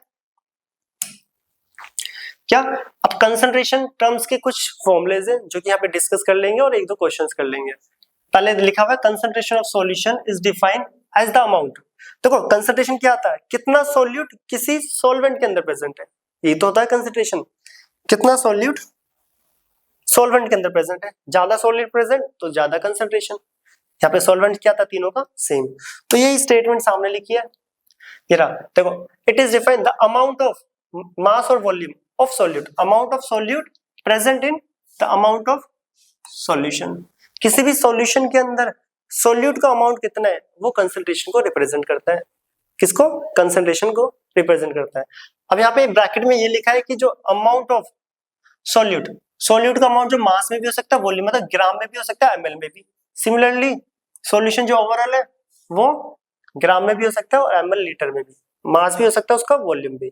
तो बेसिकली यहाँ पे बोला गया क्या गया कि सॉल्यूशन के अंदर सॉल्यूट का अमाउंट कितना है, मास या फिर वॉल्यूम में, उसी को हम बोलते हैं कंसंट्रेशन। जैसे अभी हमने पीछे देखा तब शुगर को डिफरेंट डिफरेंट बीकर में डाला गया, डिफरेंट डिफरेंट अमाउंट में, जो कंसंट्रेशन भी डिफरेंट डिफरेंट आई।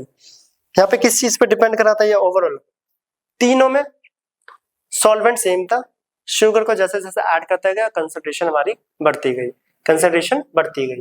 ठीक है, अगर मैं यहाँ पे सॉल्वेंट भी डिफरेंट कर देता तो उस केस में सॉल्वेंट पे भी डिपेंड करता। तो ये होता है बेसिकली कंसंट्रेशन। इसको निकालने के 3 फॉर्मूले, पहला आता है मास बाय मास परसेंटेज, एक आध न्यूमेरिकल इसके भी कर लेंगे। मास बाय मास परसेंटेज, जिसको W बाय W परसेंटेज भी बोलते हैं। तो मास बाय मास परसेंटेज का मतलब है सॉल्यूट का भी मास और सॉल्यूशन का भी मास इनटू में 100। तो को परसेंटेज निकालते कैसे, बेसिकली जो भी मार्क्स आते हैं हम उसे ऊपर रखते हैं और टोटल जितने होते हैं उसको डिवाइड करते हैं इनटू में 100। तो यहाँ पे भी सेम, जो कम वाला है सॉल्यूट ऊपर, टोटल नीचे, जो कि सॉल्यूशन होता है टोटल इनटू में 100। दोनों का मास इसलिए लिखा है क्योंकि हम मास में मास परसेंटेज पढ़ रहे हैं, जिसको W बाय W परसेंटेज भी बोलते हैं। अब आता है नेक्स्ट जो कि है mass by volume percentage, mass by volume percentage, जिसको बोलते हैं W/V परसेंटेज, जो कि होता है मास ऑफ सॉल्यूट और वॉल्यूम ऑफ सॉल्यूशन इनटू में 100। ये क्या है 100। तो यहाँ पे जो फॉर्मूला दिख रहा होगा देखो, इसको बोलते हैं मास बाय वॉल्यूम परसेंटेज। तो ऊपर मास लेना है सॉल्यूट का और नीचे क्या लेना है सॉल्यूशन का वॉल्यूम, इसको बोलते हैं W/V परसेंटेज भी। क्या बोलते हैं W/V परसेंटेज भी। तो मास बाय वॉल्यूम, तो ऊपर क्या आता है कम वाला मींस सॉल्यूट का मास, नीचे क्या आता है ज्यादा वाला, ज्यादा मींस वॉल्यूम किसका सॉल्यूशन का। तो ये होता है mass by volume percentage. Last one is volume by volume percentage. तो वॉल्यूम बाय वॉल्यूम परसेंटेज में सॉल्यूट का भी वॉल्यूम लेते हैं और सॉल्यूशन का भी हम वॉल्यूम। इसका फॉर्मूला होता है volume of solute volume of solution into में 100। इसको नोट कर लेना। इसका करते हैं हम एक क्वेश्चंस कर लेते हैं इस न्यूमेरिकल बेस। बाकी तो और भी क्वेश्चंस मैंने डाले हुए पहले ही ऑलरेडी लेक्चर में, आप वहां से भी देख सकते हो। तो इस बेस पे एक क्वेश्चन कर लेते हैं, जो कि क्वेश्चन यहाँ पर आ रहा है ये रहा। तो क्वेश्चन यहाँ पर है a solution contain 40 gram of common salt. एक सॉल्यूशन जिसके पास 40 ग्राम कॉमन सॉल्ट है इन 32 ग्राम ऑफ वाटर, जिसमें 32 ग्राम क्या है water. Calculate the concentration in terms of mass by mass percentage. देखो मेंशन करा गया है mass by mass percentage of the solution. तो हम यहाँ पे सॉल्व कर रहे हैं। पहले हमें गिवन क्या है a solution contain 40 gram of common salt. Common salt यहाँ पे है क्या सॉल्यूट है, क्या है सॉल्यूट। तो मास ऑफ सॉल्यूट जो कि क्या है कॉमन सॉल्ट होता है NaCl। कितना दे रखा है 40 ग्राम, कितना 40 ग्राम। नेक्स्ट मास ऑफ सॉल्वेंट जो कि यहां पर है वाटर, क्या है वाटर, कितना दे रखा है हमें 320 गिवन है हमें। तो बोला मास बाय मास परसेंटेज निकालो, मास बाय मास परसेंटेज, जिसका फॉर्मूला होता है मास बाय मास परसेंटेज का, मास बाय मास परसेंटेज का। Mass of solute upon mass of solution into में 100 इनटू में 100। अब देखो यहाँ पे अपॉन में जो लिखा है मास ऑफ सॉल्यूशन है और हमें सॉल्यूशन का मास गिवन नहीं है। और सॉल्यूशन का मास निकलता कैसे है, सॉल्यूशन का अगर मैं मास निकालूं तो सॉल्यूशन दो चीजों से मिलकर बनता है, solute plus solvent, solute plus solvent. किन चीजों से मिलकर बनता है सॉल्यूट प्लस सॉल्वेंट। तो बताओ सॉल्यूट का मास कितना है, अगर मैं यहां से मास निकालूं किसका सॉल्यूशन का, तो सॉल्यूट और सॉल्वेंट का मास ऐड करना पड़ेगा। सॉल्यूट कितना है 40 ग्राम, कितना 40 ग्राम एंड सॉल्वेंट 320, तो कितना हो गया 360 ग्राम। तो अब ये यहाँ पे पुट कर सकते हैं। तो मास बाय मास परसेंट, जिसको W/W परसेंट भी लिखते हैं शॉर्ट में।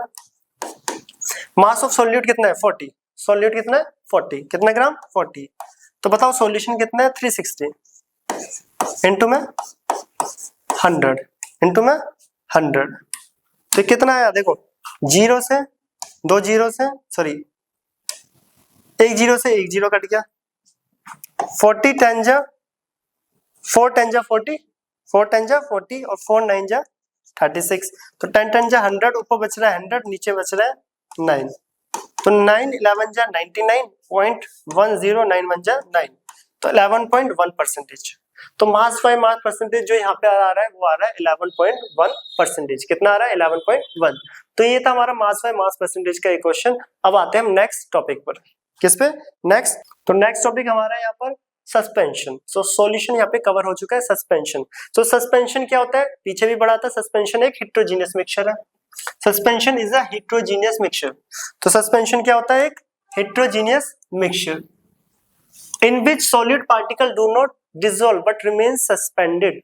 तो सस्पेंशन में याद रखना सॉलिड पार्टिकल डिसॉल्व नहीं होते क्योंकि हेट्रोजीनियस बना रहा है, बट रिमेन सस्पेंडेड। एग्जांपल के लिए जब सैंड को वाटर में डाला जाता है, पीछे पढ़ के आए, सैंड को वाटर में डालते एक हेट्रोजीनियस मिक्सचर बनता है। क्या बनता है, एक हेट्रोजीनियस मिक्सचर, जो कि क्या है सस्पेंशन है। दिख भी रहा है, सैंड को जब वाटर में डाला तो एक हेट्रोजीनियस मिक्सचर है क्योंकि पार्टिकल विजिबल है। तो ये क्या है, क्या है ये एक हेट्रोजीनियस मिक्सचर, इसको बोलते हैं सस्पेंशन।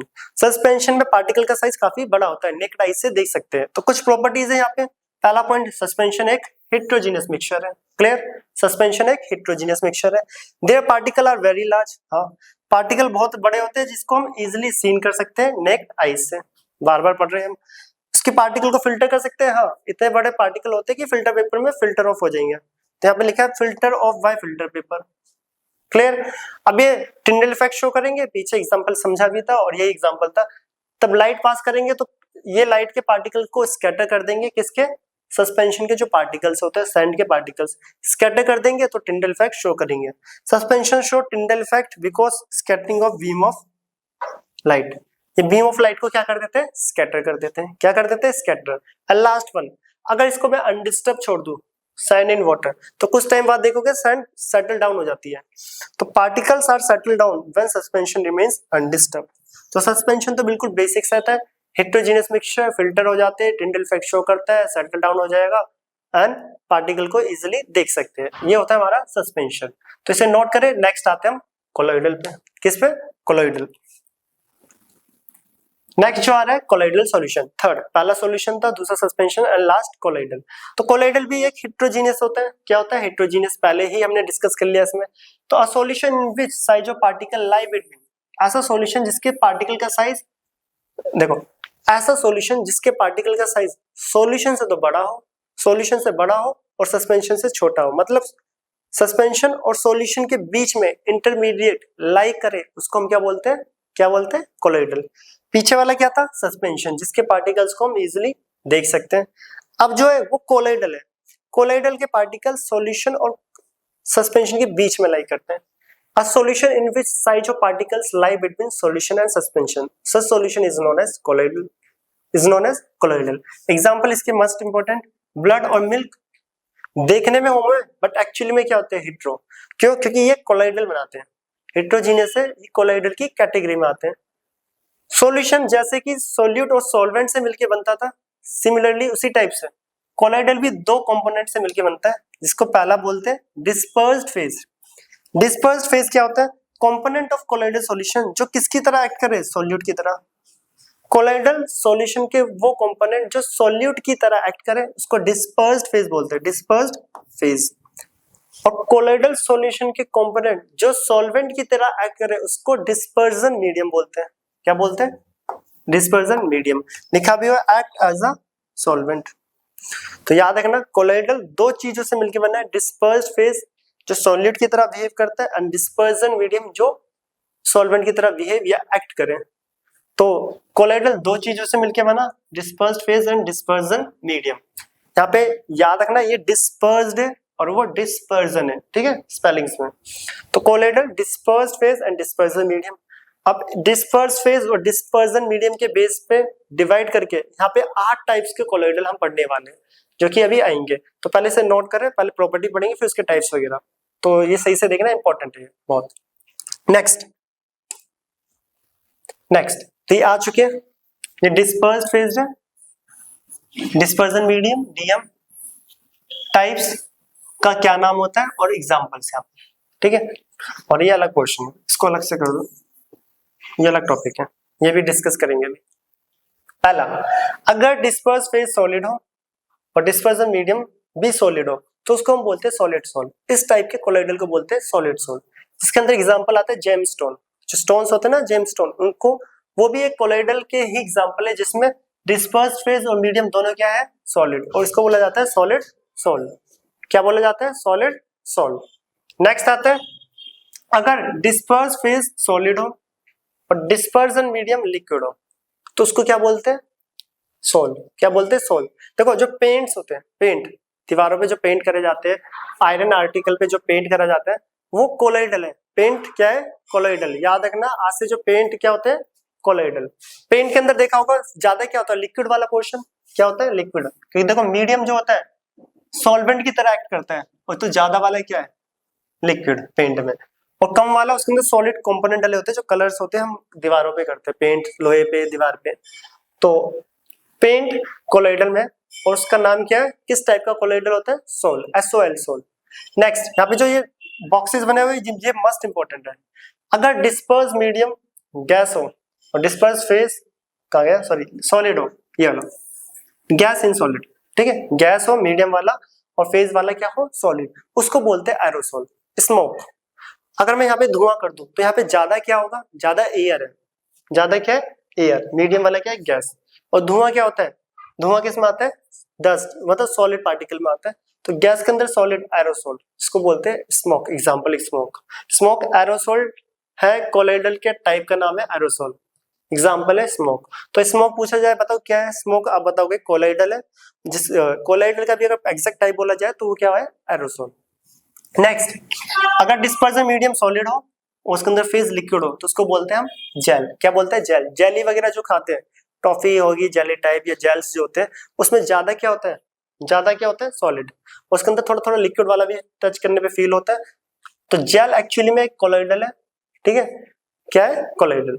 नेक्स्ट आता है इमल्शन, ये भी मस्ट इंपॉर्टेंट। अगर डिस्पर्स फेज और डिस्पर्जन मीडियम दोनों लिक्विड हो तो उस टाइप के कोलोइडल को बोला जाता है इमल्शन। इसके अंदर most common example milk, milk के अंदर वाटर एंड ऑयल होते हैं, दोनों क्या है, लिक्विड लिक्विड, डिस्पर्स फेज भी लिक्विड है और मीडियम भी लिक्विड, और इस टाइप के कोलोइडल को बोला जाता है इमल्शन। तो कभी पूछा जाए व्हाट इज इमल्शन, तो लिखना होता है if disperse phase and dispersion medium both are liquid such colloidal is known as emulsion. एक और आ रहा है एरोसोल। देखो गैस के अंदर सॉलिड भी एरोसोल होता है और गैस के अंदर लिक्विड भी एरोसोल होता है। एग्जांपल इसके लिए फॉग, सर्दियों में जो फॉग होती है, कोहरा वगैरह, तो गैस के अंदर लिक्विड, आसपास एनवायरनमेंट में गैस है, उसके अंदर जो लिक्विड होता है कोहरा, उसको क्या बोलते हैं, फॉग। फॉग कोलोइडल का टाइप है जिसका नाम है एरोसोल। क्या है, एरोसोल। एंड अब दो और बचे, अगर डिस्पर्जन मीडियम सॉलिड हो और उसके अंदर जो फेज होता है वो गैस हो, सॉलिड के अंदर है क्या, गैस, उसको बोलते हैं solid form. Sponge, sponge solid होता है, इसके अंदर गैस ट्रैप हो जाती है, दबाने पे सारी गैस बाहर आ जाती है, स्पॉन्ज एग्जांपल है, और इस टाइप के कोलोइडल को बोलते हैं solid form. And last one dispersion medium liquid हो और डिस्पर्स फेज क्या हो, गैस, इस टाइप के कोलोइडल को बोला जाता है फॉर्म। एग्जांपल के लिए फ्रोथ, झाग वगैरह, क्या होते हैं, झाग। मैंने ये सारे लेक्चर डिटेल में भी पढ़ाए हुए, आप चाहो तो डिटेल में जिसको पढ़ना है वो वहां से भी पढ़ सकता है, सेपरेट एक एक लेक्चर, एक एक टॉपिक को, ठीक है। ये तो वन शॉट है, तो उस वन शॉट के अकॉर्डिंग ही यहाँ पे हम सारे टॉपिक को कवर कर रहे हैं। अब आता है सबसे लास्ट, जो कि ये भी बहुत इंपॉर्टेंट है। अगर डिस्पर्सन मीडियम गैस हो और डिस्पर्स्ड फेज भी गैस हो तो इस टाइप के कोलोइडल को क्या बोला जाएगा। तो पहली बात, ये तो कोलोइडल है ही नहीं। गैस और गैस एक होमोजीनियस मिक्सचर होता है जो कि सॉल्यूशन होता है, ये कोलोइडल नहीं, ये एक सॉल्यूशन है। तो इसलिए इसके कितने टाइप्स हैं, 8। ये जो 9th वाला है, याद रखना, गैस और गैस एक होमोजीनियस मिक्सचर होता है और होमोजीनियस मिक्सचर वाले क्या होते हैं, सॉल्यूशन। बाकी सारे क्या है, heterogeneous mixture, blood, milk, gel, paint, ये सब क्या होते हैं, हेट्रोजीनियस कोलोइडल की कैटेगरी। याद रखना, गैस और गैस एक होमोजीनियस जो कि सॉल्यूशन बनाते हैं। अब यहाँ पे एक नोट आ रहा है बहुत इंपॉर्टेंट, अगर डिस्पर्जन मीडियम वाटर हो जाए तो डिस्पर्जन मीडियम जब वाटर होता है उस टाइप के कोलोइडल को बोलते हैं एक्वासोल। क्या बोलते हैं, एक्वासोल या फिर हाइड्रोसोल। हाइड्रोसोल क्या बोलते हैं, हाइड्रोसोल। तो कोई पूछे एक्वासोल क्या होता है, जिस कोलोइडल में डिस्पर्जन मीडियम वाटर हो, ठीक है, डिस्पर्जन मीडियम अगर वाटर होता है तो उस कोलोइडल को एक्वा या फिर हाइड्रोसोल बोलते हैं। इसी टाइप से डिस्पर्जन मीडियम अल्कोहल हो तो अल्कोसोल, डिस्पर्जन मीडियम गैस हो तो एरोसोल। देखो ये वाला तो यहाँ पे आया भी है, एरोसोल में डिस्पर्जन मीडियम गैस है इसलिए इसका नाम क्या है, एरोसोल। डिस्पर्जन मीडियम बेंजीन हो तो बेंजोसोल। बेंजीन एक ऑर्गेनिक कंपाउंड है एरोमेटिक, जो कि क्लास 10 से आप पढ़ोगे। तो याद रखना, वाटर के लिए एक्वासोल, अल्कोहल के लिए अल्कोसोल, गैस के लिए एरोसोल, बेंजीन के लिए बेंजोसोल। तो ये था हमारा कोलोइडल। क्या था, कोलोइडल। अब इसकी देख लेते प्रॉपर्टीज कोलोइडल की, बेसिक सी प्रॉपर्टी से नोट करो प्रॉपर्टीज। तो सबको पता है कोलोइडल क्या है, एक हेट्रोजीनियस मिक्सचर। पहला तो कोलोइडल क्या होता है, एक heterogeneous mixture. Particle of colloidal lie between solution and suspension, ये डेफिनेशन में ही देख लिया था। कोलोइडल के पार्टिकल किसके बीच में लाई करते हैं, सॉल्यूशन से तो बड़े, सस्पेंशन से छोटे। Particle of colloidal not filter, क्या कभी ऐसे कर सकते हो दूध को फिल्टर पेपर से फिल्टर करा और ऊपर क्रीम रहेगी, ऐसा नहीं होता, तो ये फिल्टर नहीं होते। अब बात करें जाए टिंडल इफेक्ट की, टिंडल इफेक्ट की, तो बताओ कोलोइडल टिंडल इफेक्ट शो करेगा।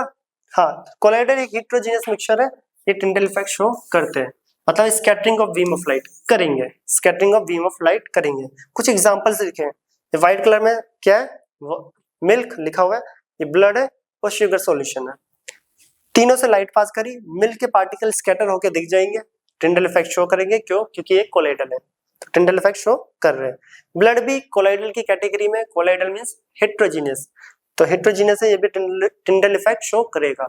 शुगर सॉल्यूशन एक सॉल्यूशन होता है, शुगर इन वाटर एक सॉल्यूशन है।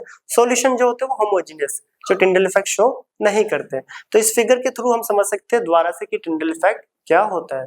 तो ये नोट करें कोलाइडल की प्रॉपर्टी। अब हम आते हैं नेक्स्ट टॉपिक पर। जो next topic means next property colloidal की, their particle are not settle down. तो कोलाइडल के पार्टिकल भी सेटल डाउन नहीं होते जब इनको अनडिस्टर्ब छोड़ा जाए। क्या ऐसा कभी हुआ है कि दूध को अनडिस्टर्ब छोड़ दे क्रीम भी सेटल डाउन होगी? ऐसा नहीं होता। कोलाइडल भले ही हेट्रोजीनियस है बट उसके पार्टिकल सेटल डाउन नहीं होते, याद रखना। एंड लास्ट प्रॉपर्टी जो कि बहुत ज्यादा इंपॉर्टेंट है, ब्राउनियन मोशन। तब कोलाइडल पार्टिकल को माइक्रोस्कोप के अंदर देखा गया तो ये एक जिगजैग मोशन के पैटर्न में मूव करते हैं। कोलाइडल पार्टिकल एक जिगजैग पैटर्न बनाते हैं मोशन का पार्टिकल्स, जिसको ब्राउनियन नाम के साइंटिस्ट ने फर्स्ट टाइम एक्सप्लेन करा और उन्होंने इस टॉपिक को अपने नाम पे दिया ब्राउनियन मोशन, जो कि लिखा भी हुआ है colloidal particle show zigzag motion when seen under microscope. तो माइक्रोस्कोप में जो कोलाइडल पार्टिकल है वो एक जिगजैग पैटर्न बनाते हैं। देखोगे ना तो ऐसे ऐसे चलते हैं, ऐसे नहीं होते कि ऐसे फ्लो कर रहे, नहीं, सीधा जिगजैग, ऐसे क्रॉसिंग जिगजैग। तो इस जिगजैग पैटर्न को हम क्या बोलते हैं? ब्राउनियन मोशन, क्योंकि इन साइंटिस्टों ने इसको फर्स्ट टाइम ऑब्जर्व करा और एक्सप्लेनेशन दी इसके बारे में। तो कोलाइडल पार्टिकल की ये प्रॉपर्टी सबसे अलग है, ब्राउनियन मोशन। तो इसे नोट करें। अब हम आते हैं next topic, physical and chemical change. Physical and chemical change. तो फिजिकल एंड केमिकल चेंजेस क्या होता है? फिजिकल चेंज का मतलब है जहां पे कोई भी न्यू सब्सटेंस का फॉर्मेशन ना हो। तो हमेशा के लिए याद रखना, फिजिकल और केमिकल चेंज एक छोटी सी स्टेटमेंट है। जिस चेंज में कोई भी न्यू सब्सटेंस का फॉर्मेशन नहीं होता, याद रखना, न्यू सब्सटेंस का फॉर्मेशन नहीं होता, वो फिजिकल चेंज होता है। और जिसमें कोई न्यू सब्सटेंस फॉर्म्ड हो वो क्या होता है? Chemical change. क्या होता है? केमिकल। दो change in which no new substance are formed, जिसमें कोई भी नया सब्सटेंस ना बने, वो कहलाता है फिजिकल चेंज। क्या कहलाता है? Physical change. एग्जांपल के लिए कटिंग ऑफ पेपर, पेपर को कट कर रहे हो, कट करने के बाद वो पेपर ही है, कोई सब्सटेंस बदला नहीं है, कोई सब्सटेंस बदला नहीं है, तो ये एक physical change. Freezing of water, पानी को जमाना, स्टेट चेंज होती है, लिक्विड से सॉलिड, रहता वो वाटर ही है, ठीक है, लिक्विड से सॉलिड हुआ है, स्टेट चेंज हुई है, कोई सब्सटेंस नहीं चेंज हुआ, तो physical change. Melting of ice, ice को मेल्ट करना, सॉलिड से लिक्विड में कन्वर्ट हो रहा है, स्टेट चेंज हो रही है, कोई न्यू सब्सटेंस का फॉर्मेशन नहीं हो रहा, न्यू सब्सटेंस का फॉर्मेशन नहीं हो रहा, तो ये सब क्या होगा? Physical change. तो ये सब फिजिकल चेंज के एग्जांपल। अगर बात करें केमिकल चेंज, जहां पे कोई न्यू सब्सटेंस बने, तो याद रखना फिजिकल और केमिकल चेंज में यही मेन डिफरेंस है। जहां पे कोई भी न्यू सब्सटेंस फॉर्म ना हो वो फिजिकल, और जहां पे न्यू सब्सटेंस का फॉर्मेशन हो वो होता है केमिकल। न्यू सब्सटेंस का फॉर्मेशन का मतलब रस्टिंग ऑफ आयरन, लोहे पे जंग लगना, जंग लगने के बाद वो आयरन ऑक्साइड हो जाती है रेडिश ब्राउन कलर की। कभी भी लोहे पे जंग लगा हुआ देखा होगा तो ब्राउनिश ब्राउनिश, जिसे रेडिश ब्राउन बोलते हैं, वो आयरन का ऑक्साइड होता है, वो आयरन नहीं है, जंग लगने के बाद आयरन ऑक्साइड बन चुका है, तो मींस नया सब्सटेंस का फॉर्मेशन हो गया, तो chemical change. Burning of paper, किसी भी चीज को बर्न करो तो बर्न करने के बाद न्यू सब्सटेंस का फॉर्मेशन होता है, heat, light, black smoke, carbon, components, बहुत सारी चीजें निकलती है, नए नए सब्सटेंस। तो जहां पे भी न्यू सब्सटेंस का फॉर्मेशन होता है वो होता है केमिकल चेंज। तो फिजिकल में कोई भी नया सब्सटेंस नहीं बनता और केमिकल में न्यू सब्सटेंस का फॉर्मेशन होता है। यहाँ हमने कुछ एग्जांपल्स को समझा और अब कुछ इसके क्वेश्चंस भी करते हैं। उससे पहले बर्निंग ऑफ कैंडल, जो कि क्लास 9 के एग्जाम में पूछा भी जाता है, इसे नोट करें, क्लास 9 के पेपर में पूछा भी जाता है कि burning of candle show both physical as well as chemical change. बहुत सारे प्रोसेस ऐसे होते हैं जनरली जो फिजिकल और केमिकल दोनों शो करते हैं एक टाइम पे, तो जिसमें से ये वाला क्वेश्चन पूछा भी जाता है, burning of candle show both physical as well as chemical change. अगर कैंडल को बर्न करो तो फिजिकल और केमिकल दोनों चेंज शो करता है।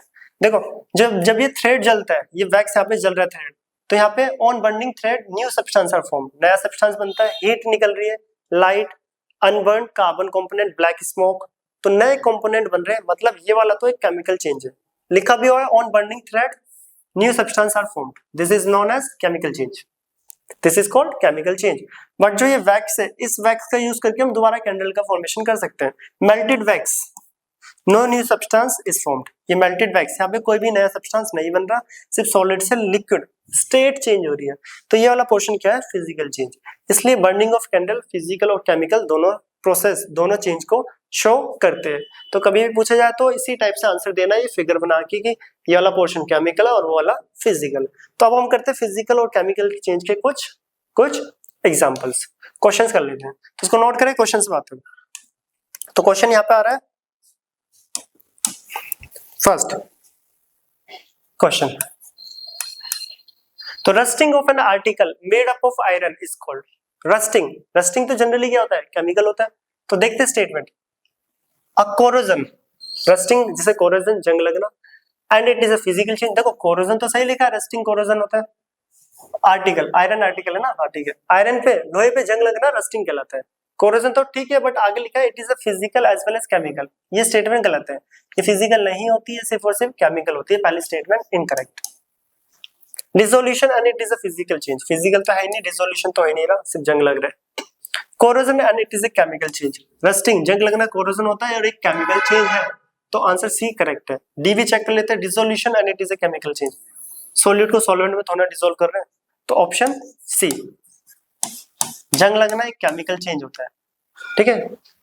रस्टिंग जिसे बोलते हैं जंग लगना कोरोजन, कोरोजन ऑफ आयरन को रस्टिंग भी बोलते हैं, तो कोरोजन जो कि एक केमिकल चेंज होता है, तो answer C is correct. Answer क्या है यहाँ पे, सी करेक्ट। नेक्स्ट आता है, नेक्स्ट क्वेश्चन, तो फिजिकल और केमिकल चेंज के यहाँ पे कुछ क्वेश्चंस आ रहे हैं जिसको हम यहाँ पे सॉल्व करने वाले हैं। जैसे फर्स्ट क्वेश्चन सही से देखना,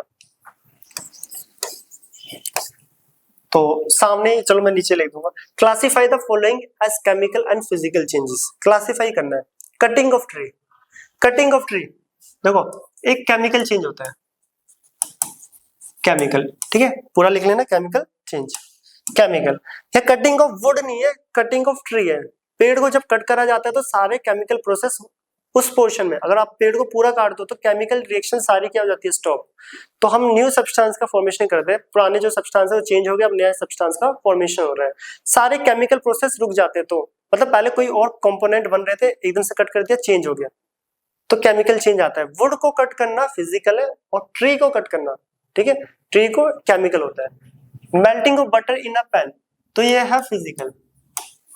मेल्ट करना, मेल्टिंग में स्टेट चेंज होती है, और जहां पे स्टेट चेंज हो तो नया सब्सटेंस नहीं बनता, तो ये क्या होगा, फिजिकल चेंज। रस्टिंग ऑफ अलमीरा जो कि होती है केमिकल, रस्टिंग हो या कोरोजन, सब क्या होता है, chemical. Boiling of water to form steam, पानी को बॉईल कर रहे हैं, स्टीम बन रहा है, भाप, तो स्टेट चेंज हो रही है, तो ये क्या होगा, फिजिकल। क्या हो रही है, फिजिकल, स्टेट चेंज हो रही है, जैसे पीछे डिस्कस कर लिया। Passing of electric current through water and water break down into hydrogen and oxygen, water से जब इलेक्ट्रिसिटी को पास करा तो उन्होंने खुद ही बोल दिया हाइड्रोजन और ऑक्सीजन गैस मिल रही है, तो नया सब्सटेंस बन रहा है, नया सब्सटेंस बन रहा है, तो ये क्या हुई, केमिकल। वाटर से इलेक्ट्रिसिटी पास करी तो हाइड्रोजन और ऑक्सीजन गैस अलग अलग होगी, मतलब निकल रही है, वहां पे नया सब्सटेंस बन रहा है ना, पहले वाटर था अब हाइड्रोजन और ऑक्सीजन गैस है, तो ये क्या हुआ, chemical. Dissolving common salt and water, कोई न्यू सब्सटेंस नहीं होता यहाँ पे, फिजिकल, ठीक है, ये dissolving common salt and water physical. Making a fruit salad with raw fruits, क्या होगा, फिजिकल, फ्रूट सैलेड बना रहे हो रो फ्रूट से, कोई नया सब्सटेंस नहीं बन रहा। बर्निंग ऑफ पेपर, बर्निंग कुछ भी हो, सब क्या होता है, केमिकल, क्या होता है, केमिकल। तो ये था हमारा फिजिकल और केमिकल चेंज और उसके कुछ क्वेश्चंस, तो उसके कुछ क्वेश्चन। तो अब हम जाते हैं चैप्टर के लास्ट टॉपिक की तरफ, जो कि है आज के इस लेक्चर का लास्ट टॉपिक, एलिमेंट्स और कंपाउंड्स पढ़ेंगे, ठीक है, एलिमेंट्स और कंपाउंड। एलिमेंट्स में मेटल, नॉन मेटल, मेटलॉइड्स, और फिर कुछ कंपाउंड्स के बारे में भी बेसिक इंट्रोडक्शन जो भी है स्टेटमेंट देखेंगे। तो आते हैं नेक्स्ट स्लाइड पर। तो नेक्स्ट जो आ रहा है एलिमेंट्स, नेक्स्ट आ रहा है एलिमेंट्स, ठीक है, टॉपिक है हमारा एलिमेंट्स। तो एलिमेंट्स क्या होते हैं, elements is a pure substance that contain only one kind of particle. अलग अलग बुकों में अलग अलग डेफिनेशन, पर जो आज के टाइम पे स्टेटमेंट यूज होती है वो ये होती है, element is a pure substance which contain only one kind of particles. या ये भी बोल सकते हैं elements is a basic form of matter that can not further break down into a simpler substance. कहने का मतलब वही है कि एलिमेंट एक मैटर की बेसिक फॉर्म है। मान लो ये एक एलिमेंट है, ये क्या होता है, element is a pure substance. पहले एलिमेंट एक प्योर सब्सटेंस है, made up of only one kind of particle, या बोल सकते हो contain only one kind of particle. Starting chapter यहीं से करा था। मान लेते ये आयरन है, लोहा प्योर आयरन, इसके एक एक एटम किसकी प्रॉपर्टी शो कर रहे हैं, आयरन की। एक एक एटम किसकी प्रॉपर्टी शो कर रहे हैं, आयरन की। तो ये हुआ क्या, pure substance. Element is a pure substance that contain only one kind of particle. तो ये पूरा किससे मिलके बना है, सिर्फ और सिर्फ आयरन एटम से। एग्जांपल लिखा भी हुआ, iron is made up of iron atoms.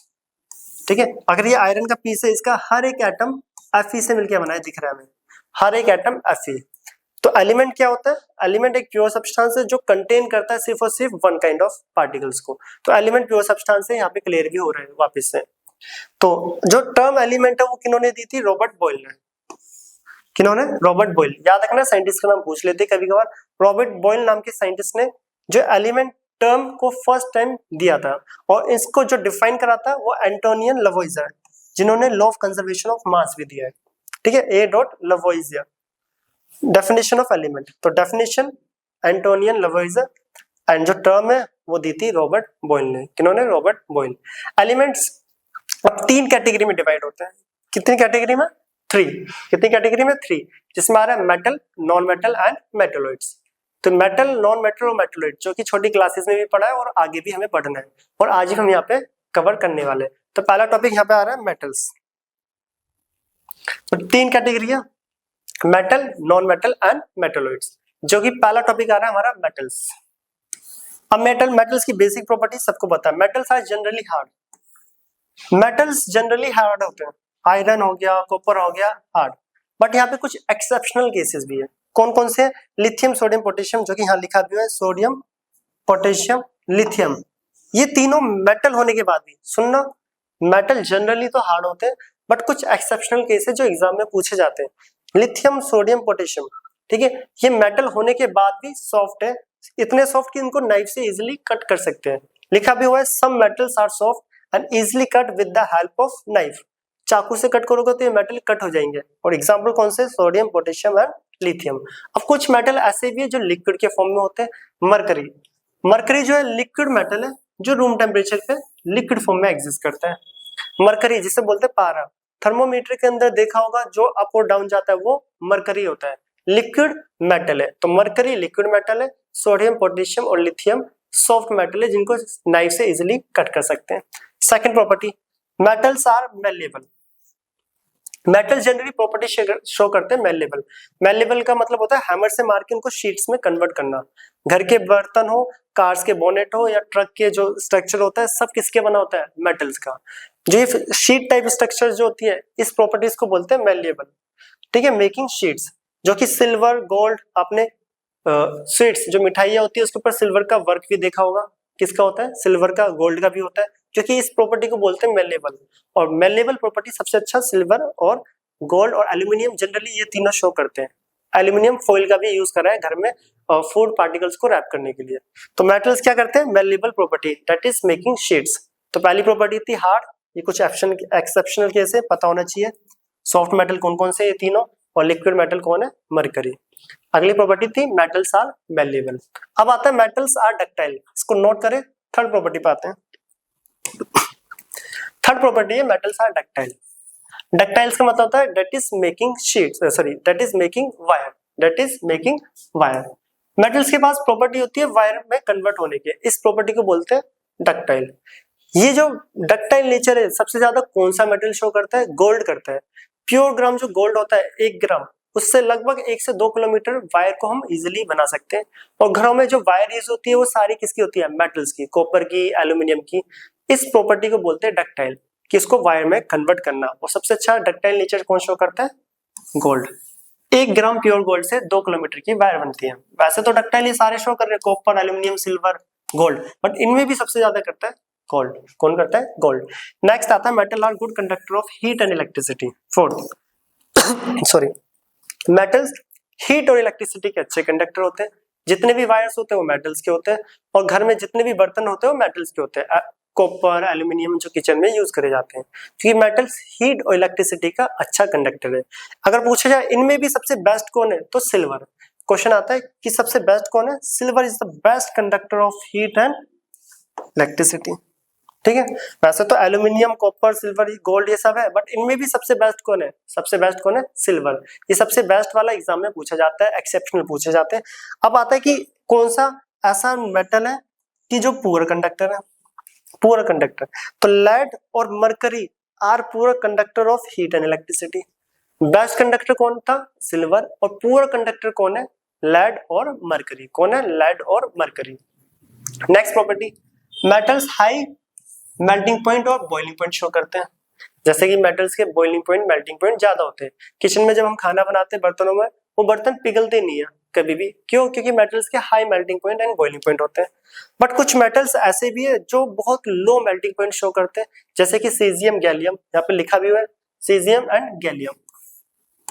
सी है सिंबल सेजियम का और गैलियम का जी है।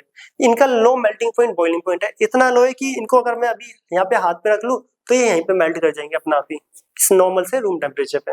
तो लिखा भी हुआ both show low melting point and boiling point, therefore it is melt in our palm. हथेली पे यहाँ पे रखा जाए तो अभी के अभी पिघल जाएंगे। इनका इतना लो मेल्टिंग पॉइंट और बॉइलिंग पॉइंट है। जो ये एक्सेप्शनल केसेस है, जैसे कि एक्सेप्शनल नोट, एग्जाम में यही पूछे जाते हैं 9th क्लास में, 9th और 10th में।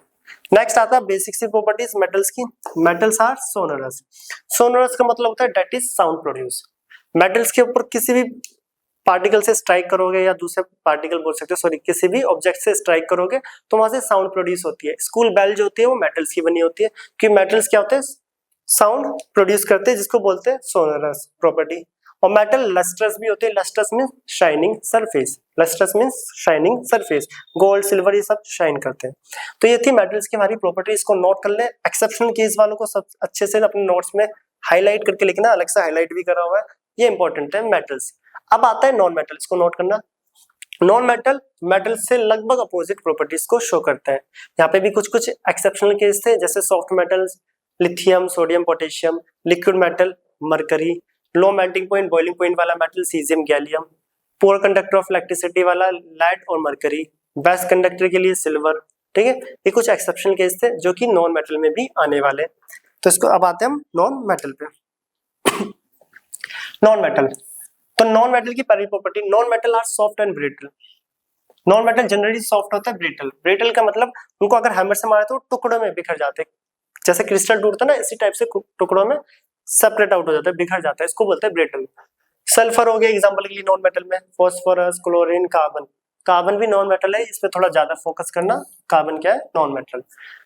बट एक नॉन मेटल है ब्रोमीन, जो कि लिक्विड होता है रूम टेम्परेचर पे। ये एक्सेप्शनल है, यहाँ पे राइट में लिखा हुआ है। ठीक है, ब्रोमीन नॉन मेटल है, वो भी लिक्विड नॉन मेटल। क्या है? Liquid non metal. यहाँ पे एक एक्सेप्शनल केस हो रहा है, डायमंड। डायमंड एक एलोट्रोपिक फॉर्म है कार्बन की। इसको हम class 10 chapter 4 carbon and its compound में पढ़ेंगे। डायमंड कार्बन की एलोट्रोपिक फॉर्म है।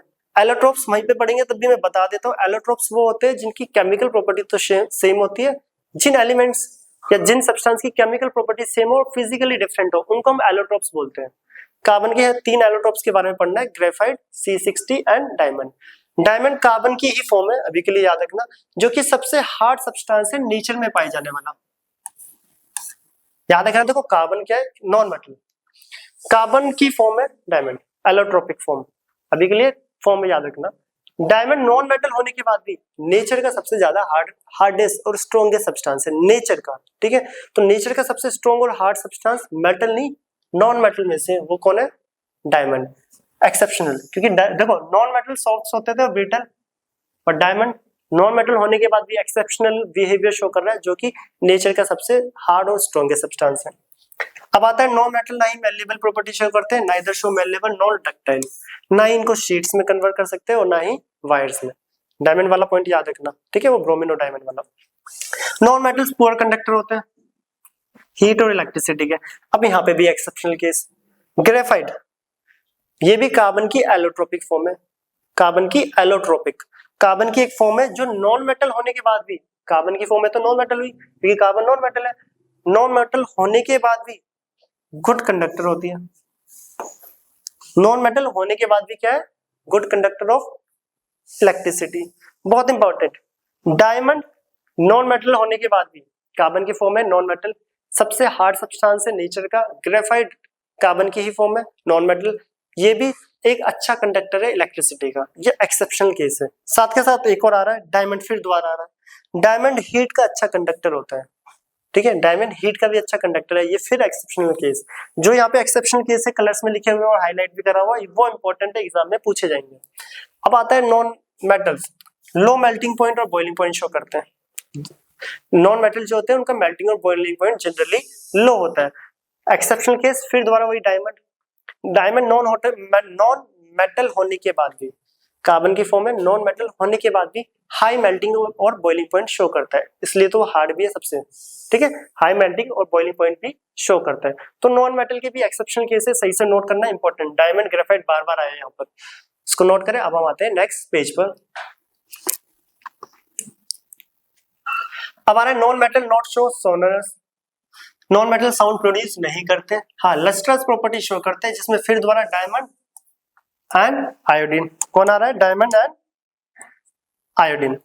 डायमंड और आयोडीन दोनों ही नॉन मेटल है, दोनों की जो सरफेस होता है शाइनिंग सरफेस होता है। आयोडीन की क्रिस्टल भी शाइन करते हैं और डायमंड तो करता ही शाइन, ठीक है। ये था हमारा नॉन मेटल की प्रॉपर्टीज। लास्ट आता है यहाँ पे मेटलॉइड्स। मेटलॉइड्स कौन होते हैं? जो इंटरमीडिएट प्रॉपर्टी शो करे मेटल एंड नॉन मेटल की। किसकी? जो मेटल और नॉन मेटल की इंटरमीडिएट प्रॉपर्टी को रिप्रेजेंट करे उन्हें हम मेटलॉइड्स बोलते हैं। इंटरमीडिएट का मतलब जो थोड़ी थोड़ी मेटल्स की प्रॉपर्टी शो करे एंड थोड़ी बहुत नॉन मेटल्स की, उनको बोलते हैं हम मेटलॉइड्स। क्या बोलते हैं? Metalloids. Element which show intermediate property between metal and non metals, metal and non metal is known as metalloids, is known as metalloids. इसकी एग्जांपल याद रख लेना, बोरॉन, सिलिकॉन, जर्मेनियम। ये सिलिकॉन वही है जो चिप वगैरह में यूज करी जाती है, फोन के अंदर जो चिप, मदरबोर्ड की जो चिप होती है, मदरबोर्ड के अंदर देखोगा सिल्वर कलर की चिप्स वगैरह, प्रोसेसर वगैरह बनते हैं, वो जनरली सिलिकॉन्स के बनते हैं, ठीक है। तो मेटलॉइड्स भी डेली लाइफ में बहुत इंपॉर्टेंट होते हैं, जो कि सेमीकंडक्टर की तरह बिहेव करते हैं। मेटल्स कंडक्टर होते हैं, नॉन मेटल इंसुलेटर की तरह, और ये सेमीकंडक्टर्स। क्या होते हैं सेमीकंडक्टर? लिखा भी है मेटलॉइड्स आर सेमीकंडक्टर्स, जो कि हायर क्लासेस में हम पढ़ेंगे भी, ठीक है। तो मेटलॉइड्स कौन होते हैं? जो इंटरमीडिएट प्रॉपर्टी शो करे मेटल एंड नॉन मेटल की। एग्जांपल के लिए यहाँ पे silicon, boron most common example है यहाँ पर, इसको नोट करें। ये नॉन मेटल की कुछ प्रॉपर्टीज थी और ये है मेटलॉइड्स। अब आते हैं हम चैप्टर की आज के लास्ट टॉपिक के, वन शॉट यहाँ पे कंप्लीट करते हैं। और लास्ट टॉपिक जो आ रहा है वो है कंपाउंड्स। तो लास्ट टॉपिक आज का है कंपाउंड्स।